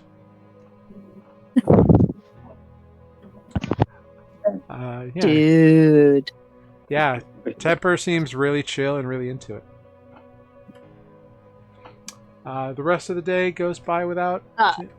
Endra's going to send a pair of dancing lights as far down as until they hit 120 feet, so that we can see the turtle. You send the lights. Further. You send the lights down, and you can see it for a little ways. But after about 60 or 70 feet down, the water's just too far. It's too deep. It emits nothing back. She just wanted to see as long as she could. Yeah. Yeah, it's fun. But that's the big excitement for the day. Yeah. Have I made any progress in decoding this stupid book? It is a slog, but after like 4 days of pretty much spending the entire time doing it, you have figured out that whoever wrote this book is listing all kinds of weird ingredients that they are attempting to gather. Things like the slime of a certain species of slug, the shells of snails and crabs, but specifically crabs from certain locations.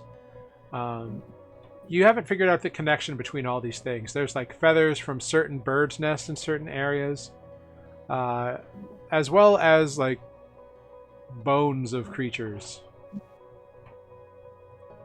Are any of them any of the creatures or crabs something we're likely to see as we're sailing along? Like, if we're looking for dolphin bones or anything like that, or hard to know.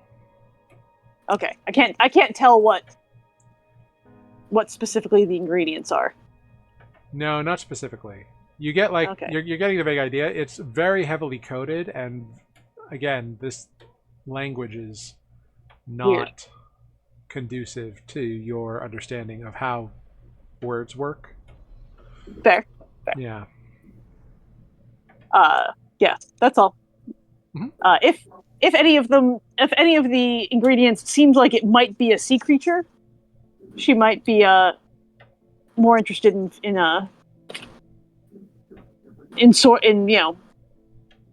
looking for such a sea creature or keeping an eye out for such a sea creature with no real expectation that she will. But yeah, she's at sea, so she's going to keep her eyes open and Yeah, you think there's like ink squid on there, but you don't know if you're going to be in the area that it mentions, because like some of the names aren't unfamiliar and don't add up, but you also don't know if the names are necessary. Like this just could be where like this individual found the squid ink they were looking for. It's fair. Yeah. Cool. All right, somebody go ahead, give me another roll of a d4, please. All right, my turn. 1. Wonderful. And somebody else a d12. That's me. Nice. The next few days are clear, bright skies, a good, strong, heady wind. As you venture further down out into the Atlantic Ocean. It's pretty easy going the next few days or so. About a week and a half goes by, and everything's going good. And that is when the captain lets you know that you've been making excellent time. The weather has held very nicely. And you're going to start veering to the west now, and around the arid wastes, keeping well clear of the shores, and heading into the boiling strait. Cool. Yeah. So, the next leg of the journey is a little more risky. So, after a few more days, when you awaken, you see that the water is beginning to steam as the ship sails through it. Which, as we're getting to this part of the adventure here, what have you all been doing on the ship? Anybody been doing anything to occupy themselves? Just studying. So much studying to do. So confused about everything. Okay. Really focused on Which, this damn book. which, by the way, do we see you studying, or are you doing this privately? I'm doing it in some out of the. I'm definitely on the deck. Mhm. But I'm like in an out of the way corner, like behind a crate. Like if you looked for me, you would. She's not actively hiding, but she's also not out in the open. Okay. Like if someone came up behind her, she would probably like toss her cloak or a skirt over the book itself. That's the answer I'm looking for. But I don't know if you want to keep it secret or not. yeah, no, she's definitely not showing people the book. But she's not like, in the cargo hold or anything, hiding out of the way. She she's in a corner somewhere, like, hiding behind a piece of thing. Totally. Cool. Yeah, myself, I'm still making nice with the crew. I'm also going to try to take time to learn more about my new teammates here. Mm-hmm. So I make, small talk here and there.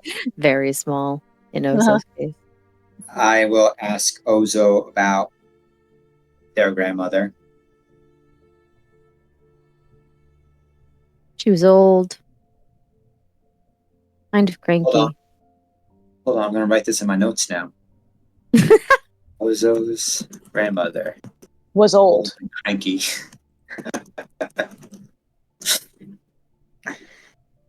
I hope you get to meet her.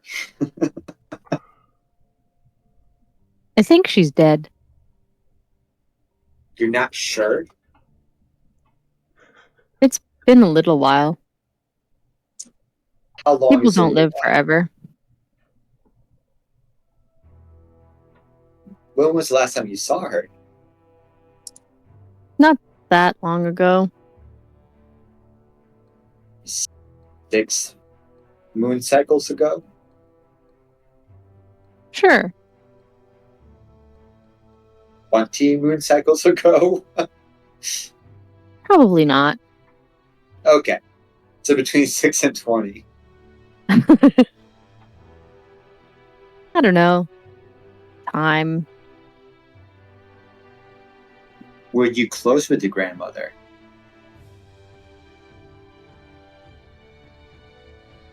She was the only one. I think technically we get 2. 4 usually. 4 grandmothers? Well, If you're lucky. For grandparents. yeah. 4 grandparents. Yep, that's fair. That's fair. Hey, you never know how a couple's made up. That's true too. Yeah. Actually, you're right. You're right. Or maybe there's more than a couple.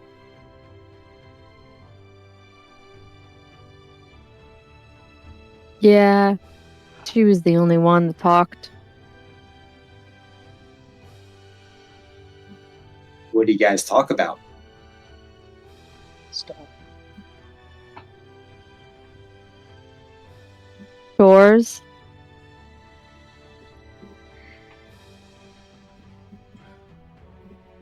Cool. I'm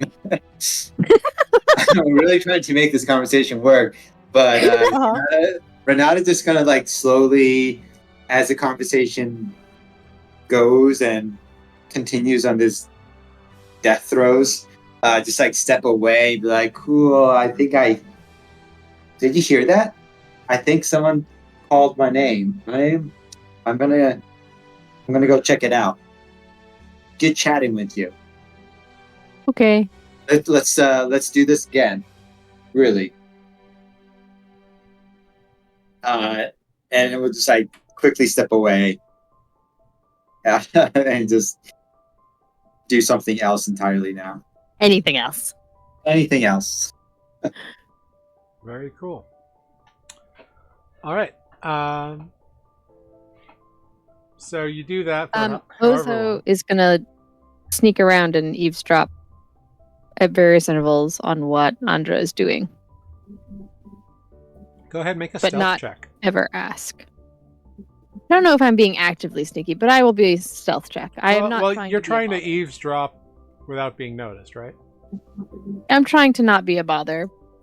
But yeah, 7.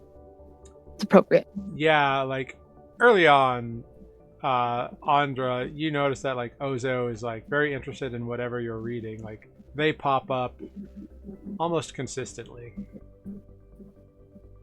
Cool. I will. Am I carrying? I will. When I see them lurking about, just study my own spell book. Okay, yeah, you do a book swap. Yeah, great. do a little bit more. Studying maybe. Cleaning up my notes, kind of. Mhm. Kind of thing. Not making any progress, but being very studious. Busy work. I'm also going to keep an eye out for Fira with the floating book. Yeah. I'm not going to approach her because I'm a little concerned that maybe she knows things that I don't want her to know. But just kind of observing her. She works the day shift most of the time, so she's always on board. She's always kind of like walking around. She pitches in with the crew. You get the sense that most of the time she just kind of does whatever needs to be done, but she does occasionally like call an inspection of various crew's weapons, and like you learn that blue book that like floats up to her side, it like follows her around kind of like a floating dog or something. Does it do anything besides float around? It opens on its own, and she talks to it like it's a real person. She calls it Buoy. Okay. She gives no indication that like it answers back in any meaningful way. But she talks to it. I will make an inobtrusive effort to eavesdrop when she is talking to the book. Just because I think that's kind of cool, but... Yeah, she talks in this kind of like high-pitched Boston kind of accent. She's like... But Bowie doesn't talk back that I can hear. No. Okay. She goes, Bowie, get over here. We're going to get this figured out, don't you worry. Alright, now I'm going to cast a bit of grace on you. Don't worry about it. It'll be fine. Come on over. And the book kind of floats over, and she like casts a little spell to like drop grease on something that people then use to like lubricate it real quick, and then put a piece of the mangonel back on. And she just kind of like, yeah, whatever we need to do, that's what we'll do. She seems to be very matter of fact.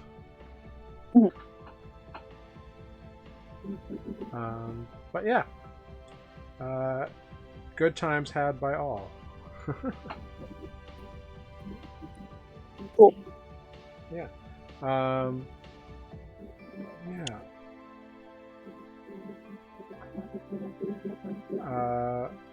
Any other like want to do's kind of dive? Do I notice anything about like do I notice that Andra is switching books? Or like with your stealth check, no, because she's able to see you coming too far ahead. Far ahead, so she's easily able to pull out her spell book. Cool. Yeah. Yeah, you all get the sense that Kinnear usually like runs the night shift, so he usually is asleep during the day. Since he's like essentially third in command of the ship. You notice that Lulu pretty much never leaves the hold.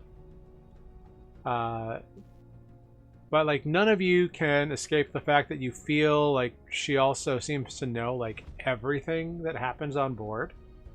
If you ever engage in conversation with her, she speaks as though she's well aware. The boat itself, as far as Andra, who has never been on a boat before, knows, it appears to be functioning like there's not like chunks of wood falling off of it or anything. Nope. Like appears to be in. Like anytime you like go and like knock on a piece of wood, it sounds sturdy and hardy, and you know it's well maintained. Like even though there's like lichen and mold growing on like the railings and the sides of the ship, the deck is clean. Like there's not like a patch of fungus on the deck. But the walls, like on the lower decks, are usually have like a spot of lichen or moss on it. You notice that there's never mold. Occasionally there's like a fungi or a toadstool. But there's never like that black creeping bad mold. Like that does not exist.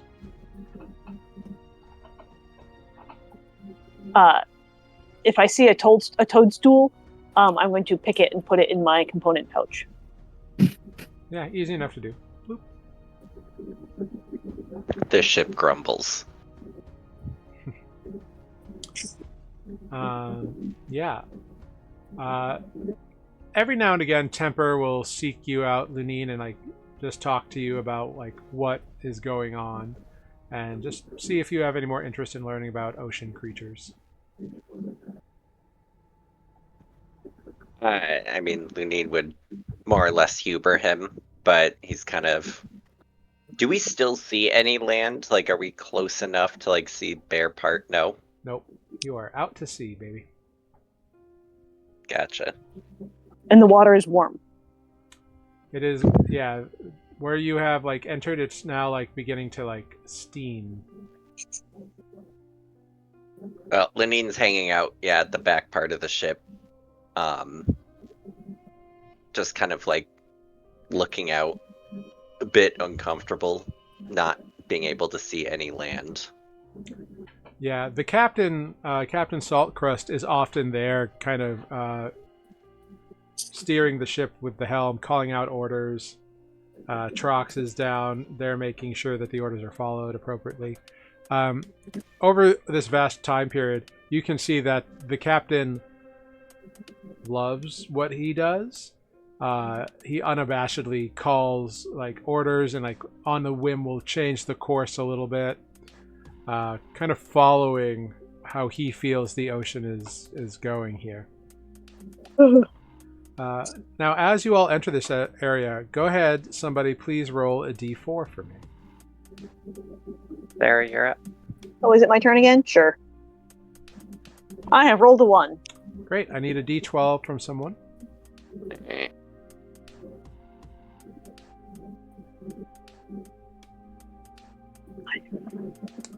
Great. So as you begin to head into this steaming area, the winds begin to die down, and pretty soon you notice that the ship is no longer moving forward. That's a little sad. Yeah. The captain calls out that the winds have died, so you are just on momentum. The sails are, of course, still kept up and rigged, but they are all slack now.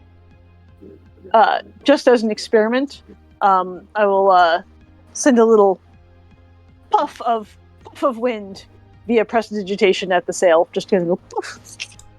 With prestidigitation, it makes no meaningful effect. There's a slight whipper, but it does not fill sails.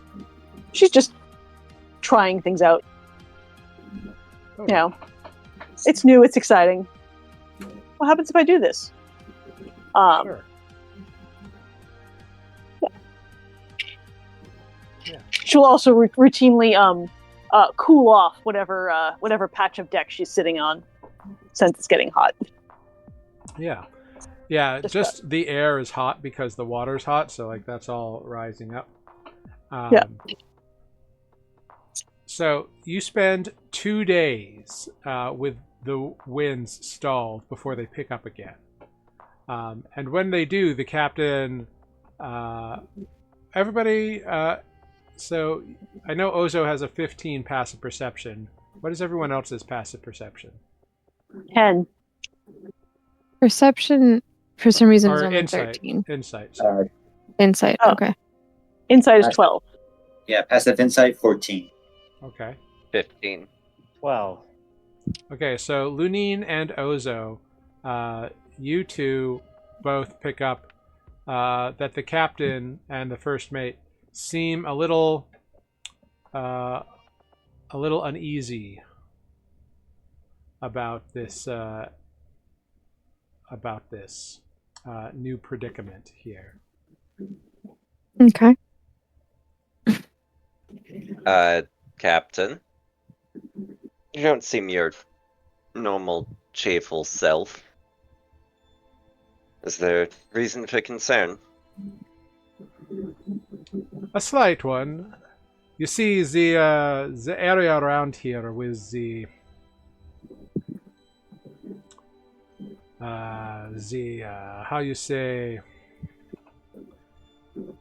there are creatures here who take note of ships, so when you stay stationary for a long period of time, they tend to take notice. So it is quite possible that people are aware, that such things are aware of our existence here now. Is there no way to keep moving forward? Well, not until the winds pick up, which they do after a couple days, but...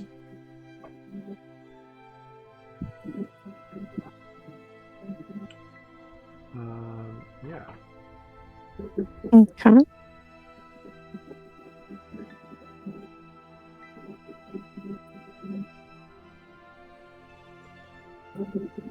But yeah. So the two of you have noticed that is a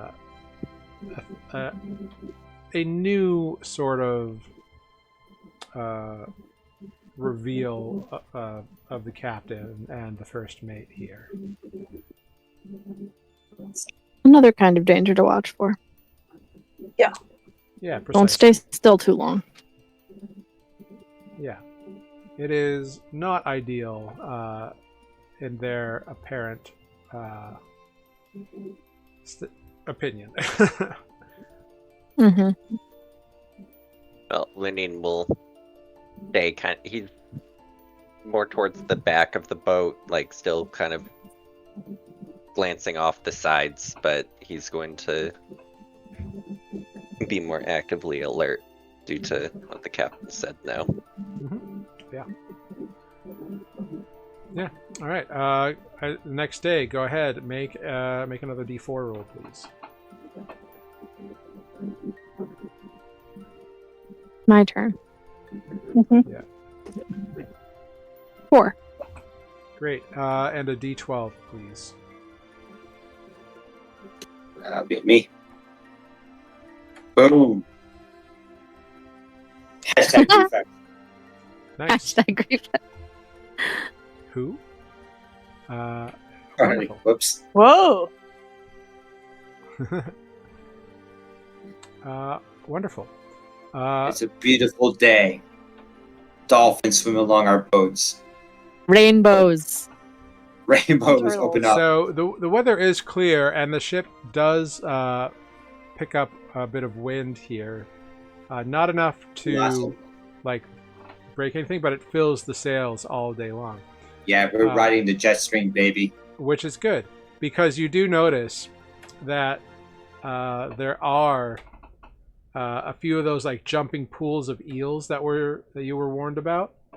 They're called out by the crow's nest.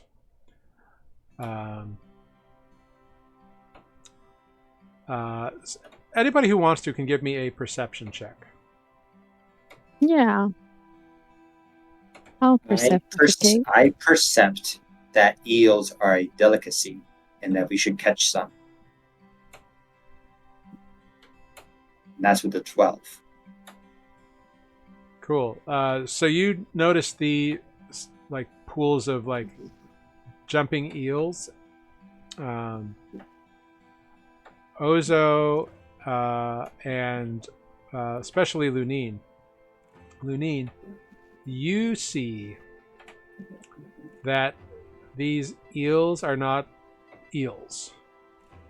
You and Ozo see that they are eel-like, but they have large, like much larger, like bulbous heads with lots of sharp teeth in them, and these pools are like these swarms of eels are like devouring one another. Like sometimes they swim and they move as a group, but then they like turn on themselves. I don't think we want to catch those eels, Renata. The captain laughs. Ha ha ha! Indeed not, my friends. You see, those are not eels, those are baby shark folk. Baby shark folk. Yes, they release them in large groups, and the ones that survive become adults eventually, unless they are killed. Survival of the fittest is their mentality, as far as I understand. It's very dangerous, so don't go fishing there. The good news about Andrew that... pretty much just notices that the water's wet. Yeah. The good news about that is, of course, that the, how you say... The... what is the word? The adults, the grown-ups, the mamas, the papas, the whatever, the parents, they tend to leave them alone. So this is good for us. But if the mamas and papas show up, it's not so good. Precisely. That is why we make quick on the water. That's fair. I think so. Do the mamas and papas have legs? Oh, they do. Yes, we. Legs and tails and fins. They have everything that such as yourself have, and more. That's weird. It is what they are, but some people would say you are weird. You would certainly stand out where I am from, yeah? Fair. And though the captain seems concerned, he keeps sailing. So that day goes by pretty quickly. I need to do a roll here. Interesting. Cool. Oh no, that. So let's see.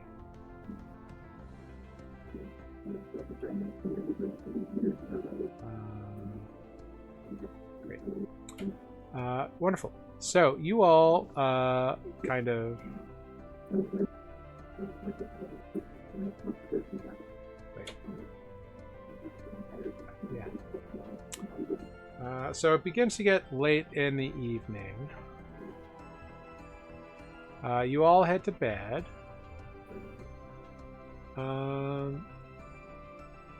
Yeah.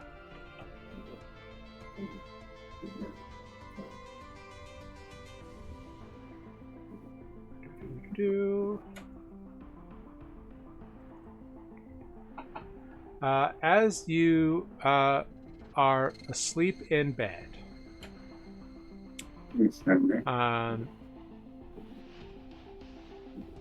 there comes a noise. A joyful noise? No. Dolly Parton's on the deck. Decidedly not a joyful noise. It's worth a try. Yeah. An alarm klaxon is sounded, And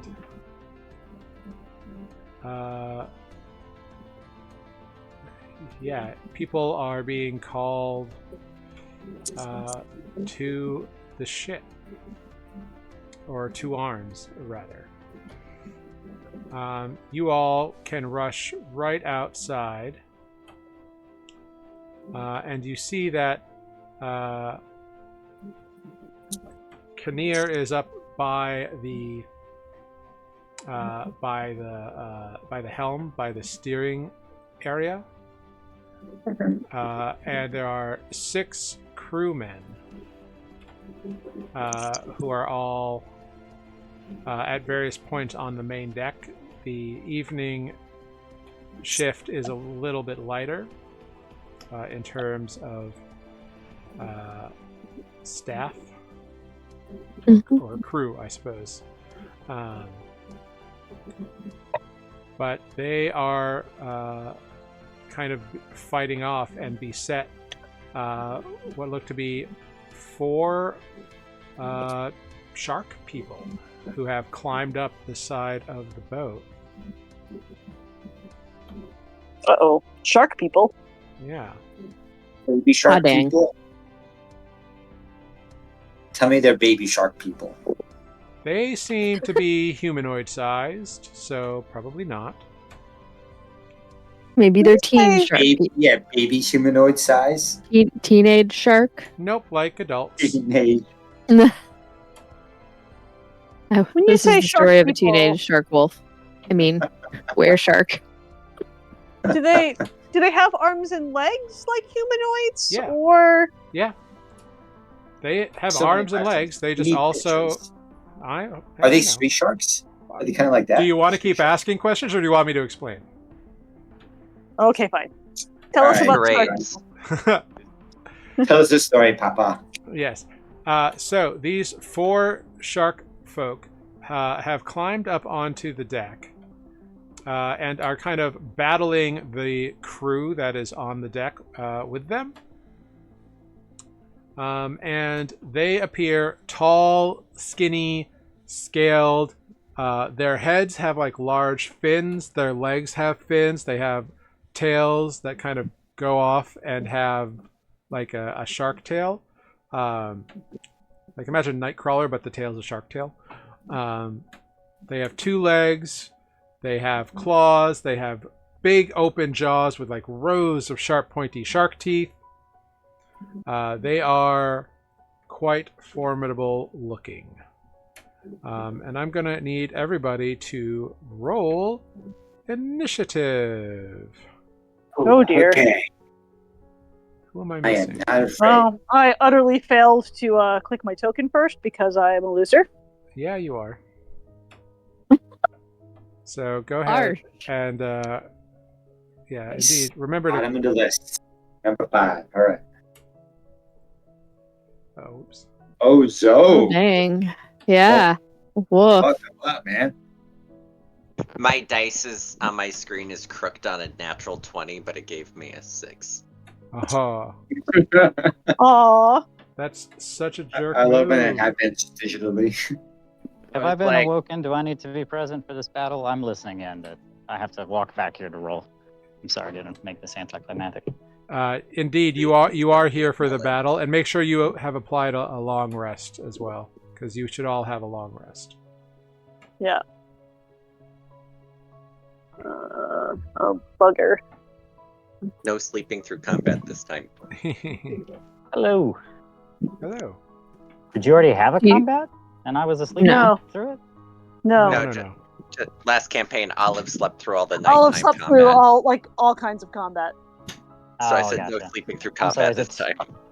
Is it too late for a 29 initiative? Nope. That's fantastic. Sorry to steal your thunder there, Ozo, with your natural 20. It's all good. You're all in this together. Corvus's catchphrase has become "Wait your turn." Catchphrase. Love it. Get in line. Something like that. I'll put it on a t-shirt. Okay. Fantastic. Okay, so where is the order? There's the order. So Corvus with a 29, Ozo with a 23, Andra with a 17, Lunine with a 6, Renata with a 5. That seem right to everybody? Yeah. Yes, sir. Wonderful. Then the battle begins. Dun dun dun dun dun dun. And we will take you there. Boom. And let's move our friends over to the mossy. Yeehaw. Look at the little body. So, first up, Corvus. It is your turn. As you can see, that there is a group of 4 shark people who have climbed up the deck and are attacking the crew, mostly with claws and spears, but sometimes one reaches out with a bite. It seems very like the battle has begun, and it is only moments until somebody probably gets hurt very badly.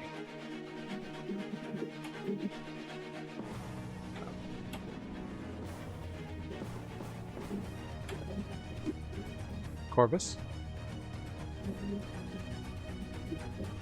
Oh, sorry, my mic was back off. Okay, great. I'm going to try to be a real rogue this time and not die. So let's see if I can figure out how this works. So I would love to, with my movement. Can I stand here? I love that I chose gray and you can't actually see it. You can see it. I'd like to find my way to that position.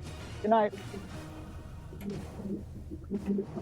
And attack the shark person in front of me. Mm-hmm. With my short sword. Go for it. Oh no. Oof. You overextend on your short sword, and in overextending, you graze past this thing's open jaw, and it slices down your arm, one of the sharp shark teeth, and you take a point of damage from it. Cool. Corvus would like to bonus action, disengage, and run and jump off the side of the ship. That is the end of Corvus's career. Corvus is turning into Corvus stew now. Corvus soup. Yeah. But I will bonus action disengage, and I will run up these stairs. How much movement do I have left? I use 5, 10 to get there, 15, 20, 25, 30. 30 gets me up here, and I believe I'm raised above now the battlefield. Yep, you climb up the stairs, and you are on that perch. Great. End of turn. Okay, Ozo. Ozo steps forward. And, well, punches the shark. Yeah, go for it. We're gonna do it this time. There you go. 22 absolutely hits for 4 points of damage. Great. Do it again. Do it again. That's in fact the plan.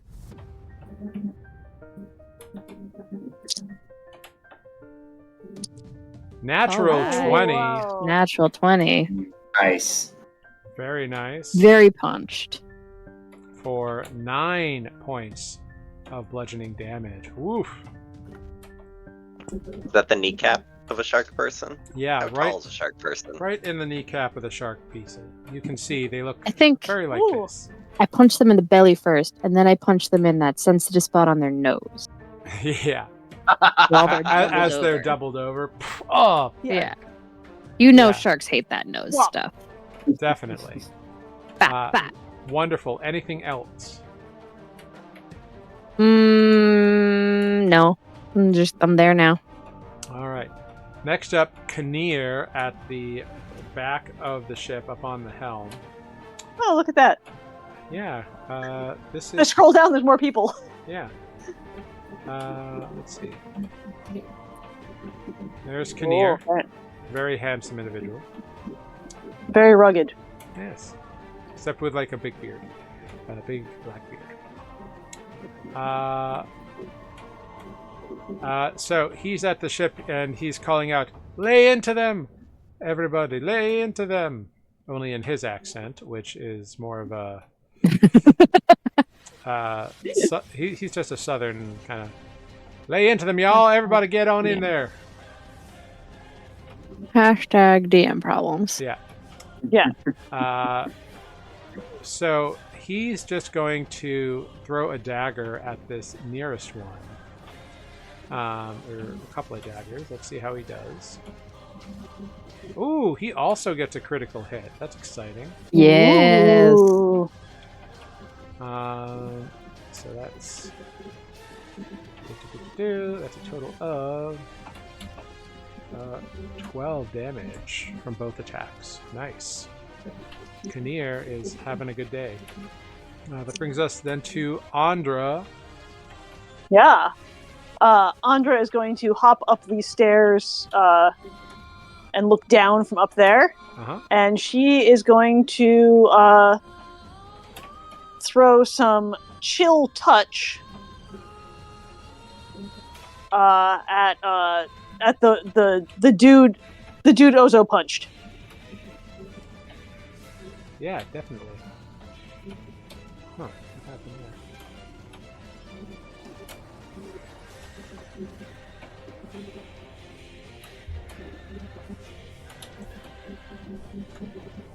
there? 26, natural 20 will absolutely hit. Damn, everyone. You're putting a lot of pressure on me, guys. Everybody's critting. I know. We're using up all of our We're natural gonna roll 20s one. against these shark people. We're gonna roll a one. For Everybody's 10 critting. for Just, 10 necrotic damage, everybody. this shark guy. What does it look like when you kill this shark guy with your chill touch? I think it looks like it. It's the spectral hand that grabs at them, and I think it's just like pulling wisps of their life out of the top of them, and they're getting real cold. Yeah, so they you see the like some sort of essence be pulled by this clawed hand, and it falls lifeless to the ground. I'll turn to Corvus and high five him.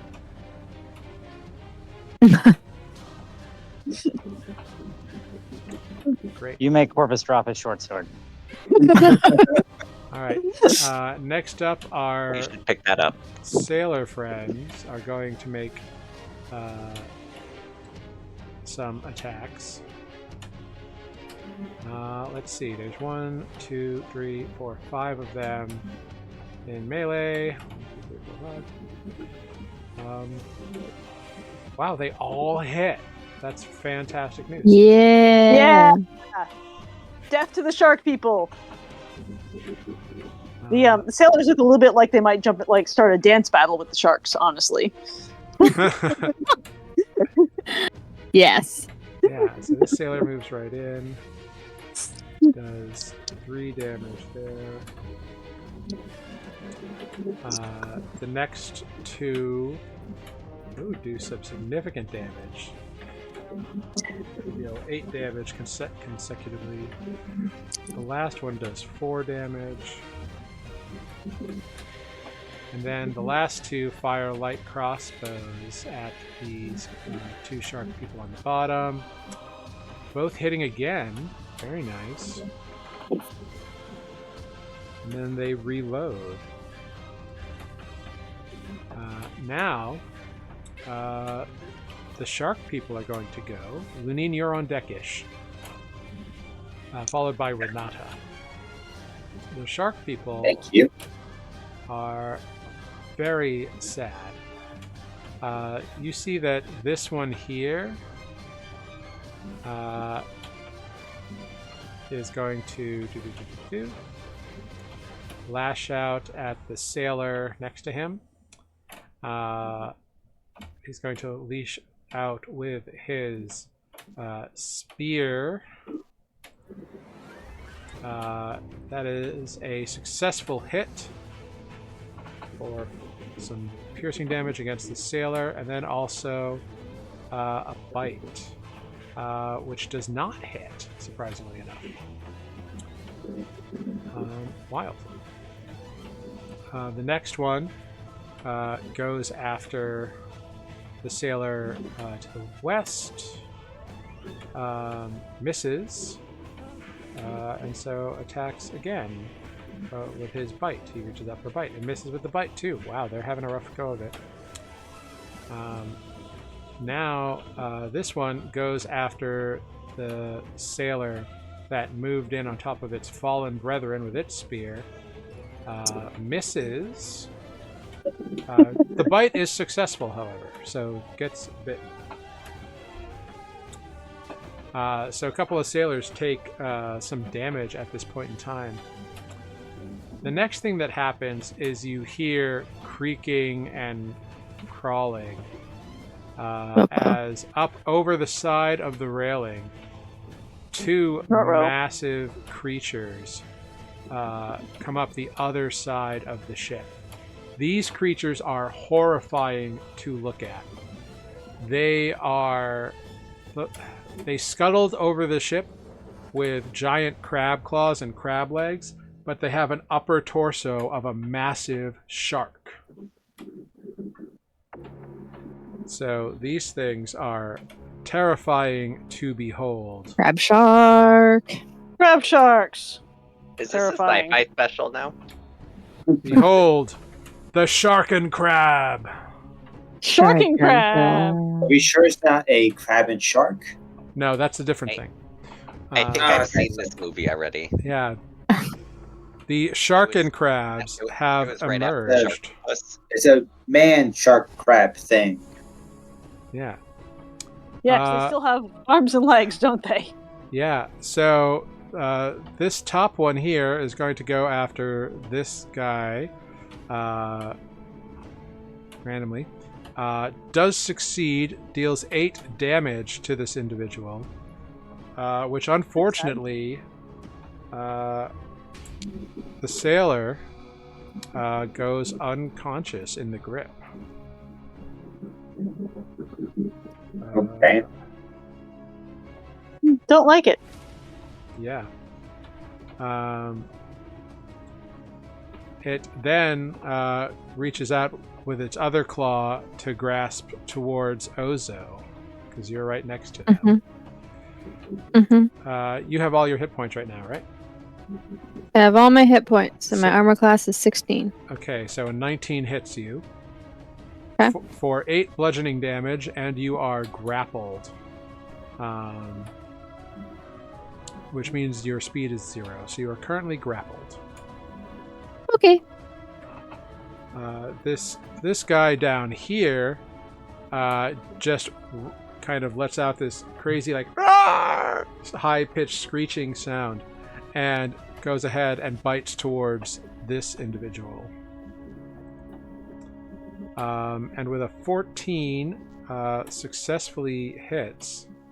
Ooh, rolls crap on the damage, though, which is very lucky. Because it has massive, powerful jaws.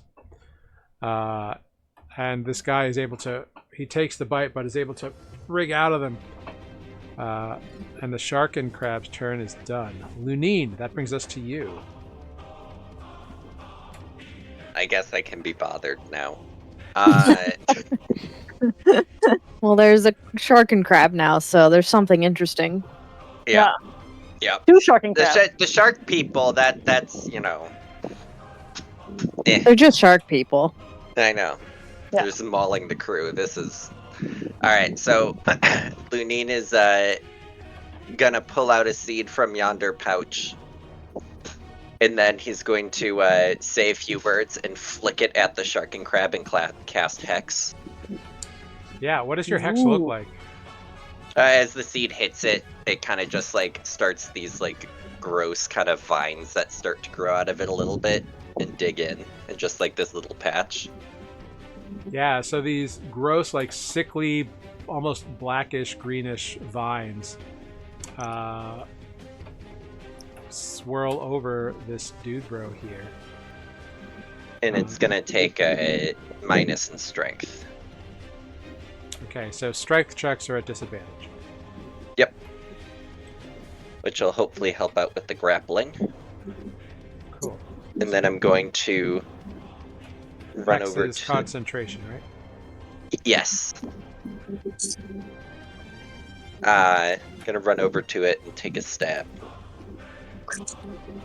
Yeah. Hex is a bonus action. Go for it. Not with a 9. A 9, unfortunately, does not pierce the creature. Although you do find that when your sword drives into it,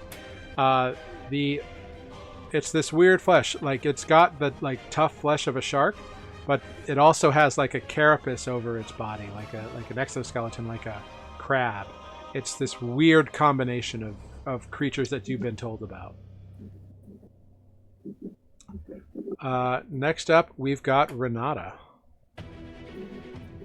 Yep. Oh man. There's okay. a big. What is happening? There's a. I'm playing with squares, all right? I have. Okay. I was like, what's my screen doing? Playing with squares. There- Playing with squares. There's a big old shark Not a and cat crab right playing with up in your squares. grill. Yeah. Because I'm not often a spellcaster, remind me if I cast a spell next to an enemy combatant, I get disadvantage. Correct. Well, if if it has if it's an attack roll, if it's a saving throw, it doesn't matter. If it's an attack, ranged attack, yes. If it's an attack, but if it's something that requires a saving throw, then you're Doesn't fine. matter. It doesn't matter. Gotcha. Thank you. Let me just double check this one. Okay, cool. All right, so I think I'm okay with this one. So I'm gonna cast Thunderstruck, 15-foot cube. So also actually, considering that Ozo is grappled, are they automatically part of that equation, no matter how I shape the cube? No, because it's just a 15-foot square, right? Okay. So, Yes, 15-foot square. So if Ozo's like outside that 15-foot square, then it's okay, right? yeah, Regardless of being grappled or not. You mean for like the pushback? Yeah. For the damage. For the damage. So if I hit these two guys here, so that pink is a 15-foot square. right? If I can move it so that it doesn't. Yeah, you can cast it like over here. Yeah, and can I go As long as down it's a bit? originating Can I from hit you. both? It has to touch one of your corners. Oh, it has to touch one of my corners. Yeah, because it's a range of self, and then it's out to 15 feet. Gotcha. Range yourself. You know what? Let's do this instead.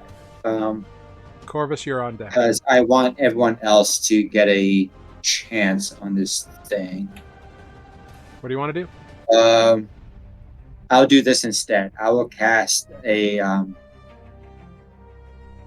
fairy fire, or as I'm calling it, great balls of fairy fire. Thank you. Onto the two shark and crabs. Yeah.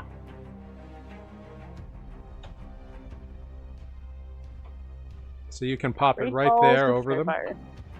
Yep. So that's a dexterity saving throw. All right. Fantastic. Top one and bottom one. What's your spell save DC? 13. They both fail. Boom. Now they're Right. glowing shark and crabs. Indeed. Awesome. So So attacks against That the is shark good. and crabs have advantage. excellent. Balls of fairy fire. And again, because this is always new for me, can I cast? Oh shoot, where is it? You cannot cast another spell because you cast a leveled spell. Can I cast another spell? 'Cause You can only cast one spell per round, Unless one's a cantrip, right? Is bardic inspiration? unless it's a bandit. No, Bardic Inspiration is a totally separate thing, so you can grant that as a bonus Okay. action. So I will grant bardic inspiration. I will cast it to Ozo. Woot. Ooh, that tickles. And that's a D6. D6, yeah. Great. You have a D6 of Bardic Inspiration, Ozo. Great. Anything else, Renato? No, that'd be it. All right, Corvus. That brings us to you.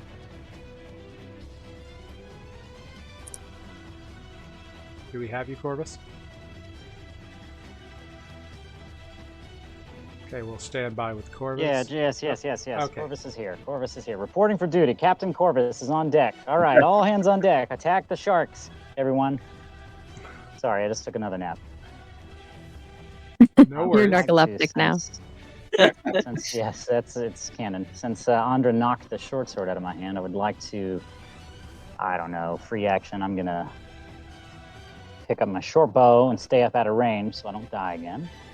And I'm gonna shoot one of those fairy fired shark crab people things. Yeah. Really? That's I have advantage. So this A, does tw- a 21 hit. a 21 will absolutely hit. Go ahead, roll damage, and you get your sneak attack. Finally. Okay, that's damage. And let's see if I can roll sneak. It auto did it. So 11? Is that Yeah. including the crit? No, that isn't. You didn't crit. Oh, I guess it's not a crit. I'm sorry. You're right. Yes. But it is 11 points of piercing damage, and you see this arrow thunk, goes right through the one of the like exoskeleton on the lower part of the body.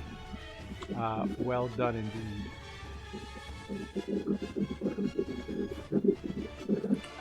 The shark and crab has been hurt. Anything else, Corvus?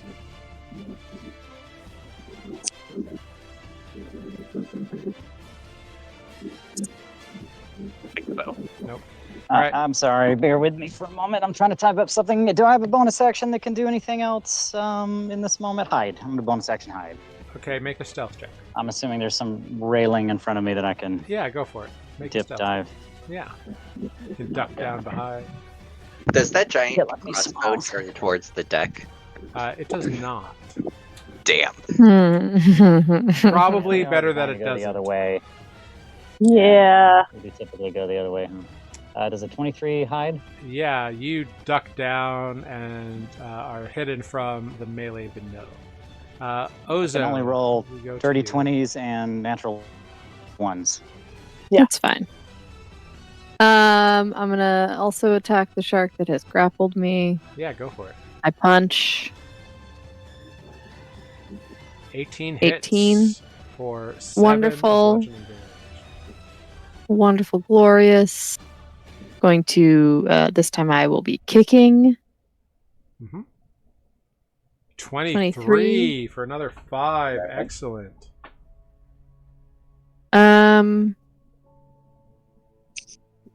And you know what? Let's just do this. I'm going to use a key point and do flurry of blows. Yeah. So I will get one more. Right? Yes. Punch the shark and crab. Shark and crab. 19 hits. Wonderful. Have 6 more damage. This fairy fire is game changing. Good job. Great. I have punched and I have kicked. And I still have bardic inspiration. Yeah. All right. Yeah. You can't break the grapple, unfortunately, so you're kind of stuck there. And that's your action bonus action. Next up, we've got Kinnear.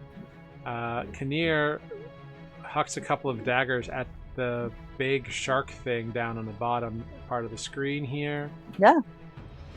Um, The glow shark thing. both hit. He deals 10 damage in total. Well done, Kinnear. Andra, we go to you.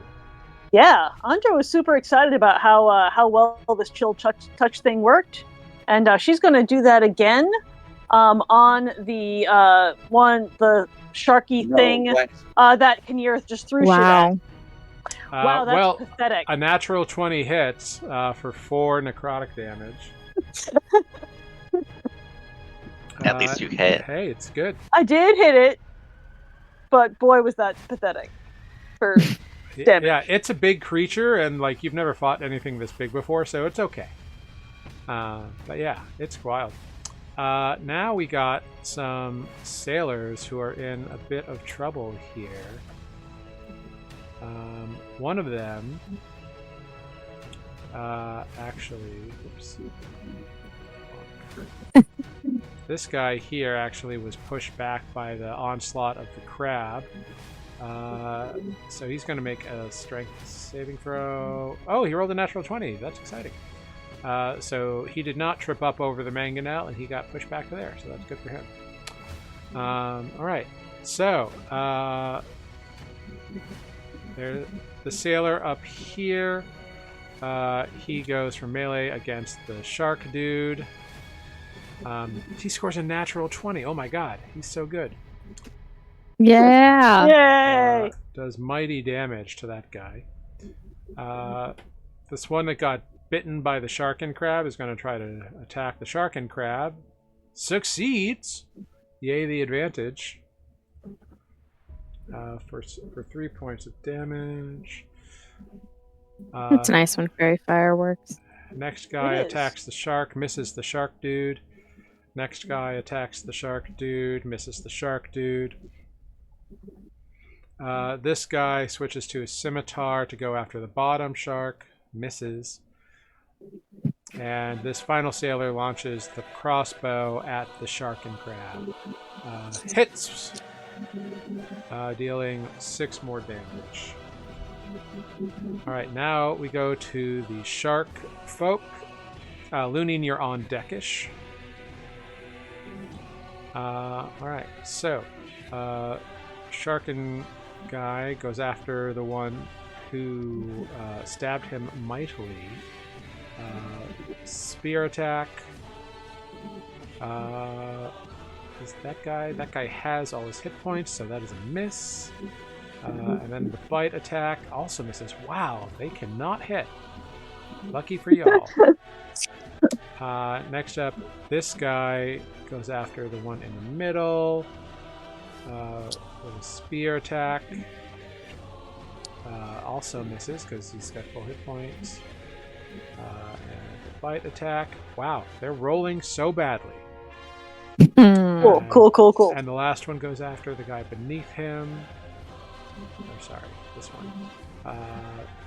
Actually manages to get a hit and stabs this guy, and he falls. Turns around and bites the guy above him, but not with a 5.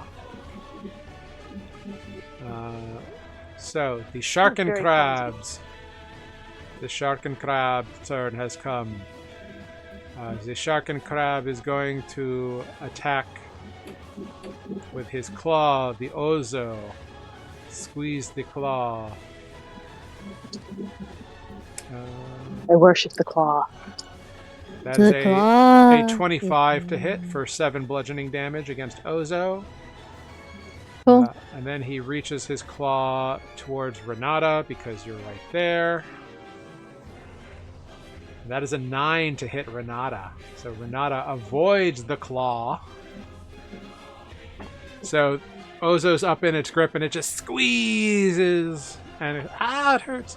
Well, the other claw swoops down, coming towards Renata, and clamps at him.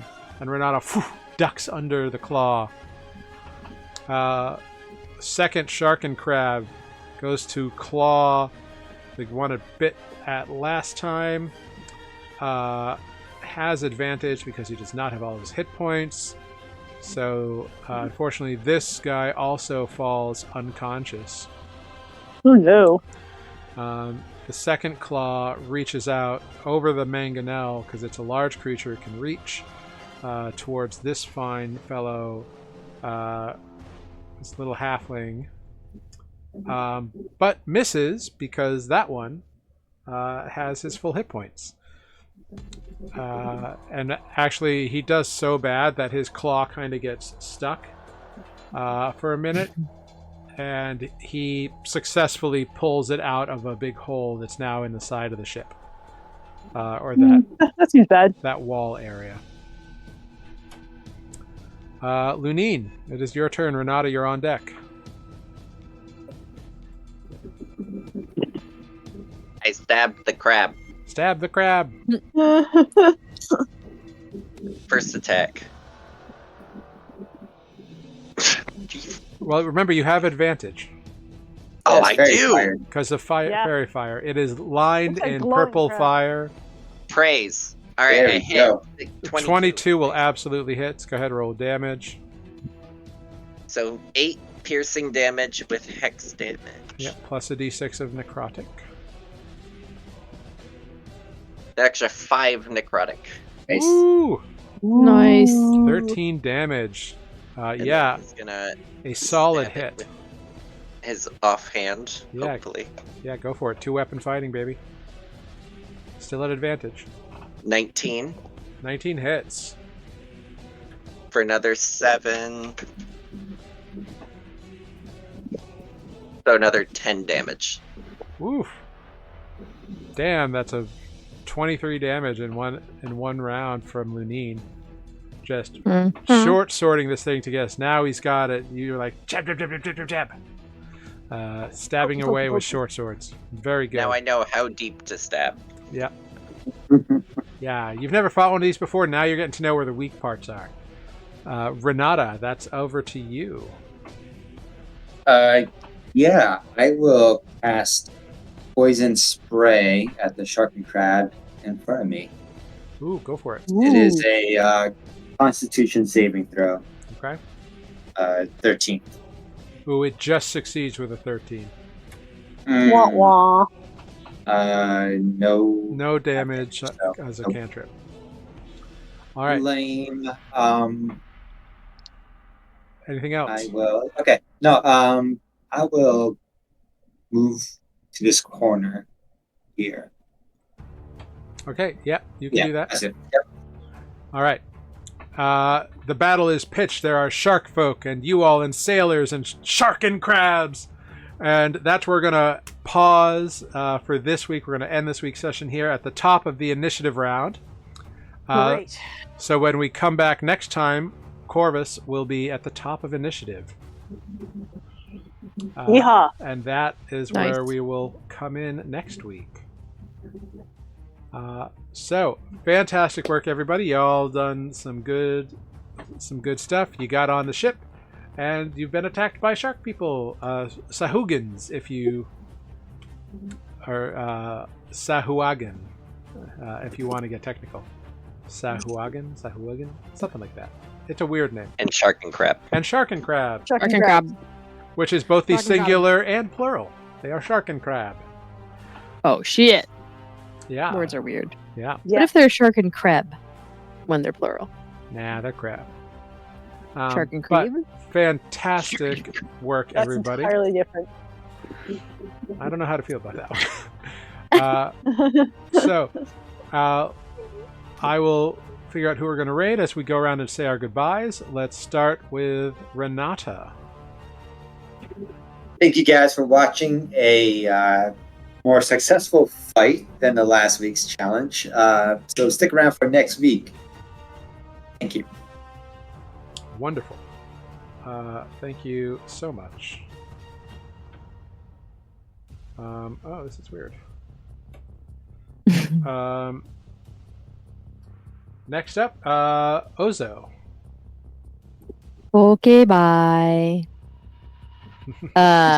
Thank you for watching. We're gonna do it again.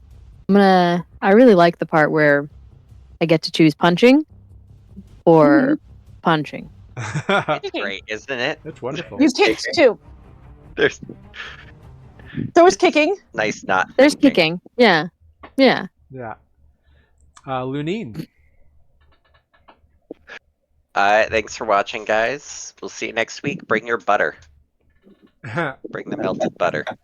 Wonderful. Crab legs. I get it now. Oh. Corvus. I'm hungry now.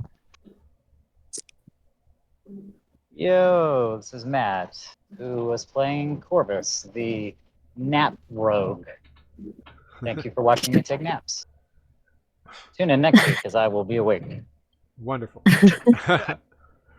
Awesome. And Andra. Oh, hey, that's me. I am Sarah. I have been Andra and we are Newly Forged, and we have social media, and a YouTube channel. And you should watch us next week when we apparently make sushi. Wonderful. Good job. And my name is Jared. I have been your Dungeon Master here on Newly Forged. Big shout out, big thank you to everyone who came in. Thank you, Ives Gata, for being the best moderator around. Thank you, Silver Sora, and hope you enjoyed your pirate accent redemption. And thank you, of course, to Taco Senmashu for being active in chat. It's really great to have you all here, so thank you very much for spending some time with us. We're going to go ahead and raid Dork Tales. They're fun. They're playing some D&D over there. So hop in this raid. Let them know that they've been newly raided. And we will see you all here next week on Tuesday. Whatever day of the month that is. I think it's the 12th or 13th. 13th. Thank you. Oh, Tuesday the 13th. Tuesday the 13th. don't think And that means we will anything. see you then. So thank you all so much for being here. Be nice, be kind. The world can be crazy. So have some fun, play some D&D and or other RPGs or whatever. And, you know, be kind to people and don't be dicks. And if someone's a dick to you, be like, fuck you. And that's it. Goodbye, everyone. Bye. Bye. Hop in this raid.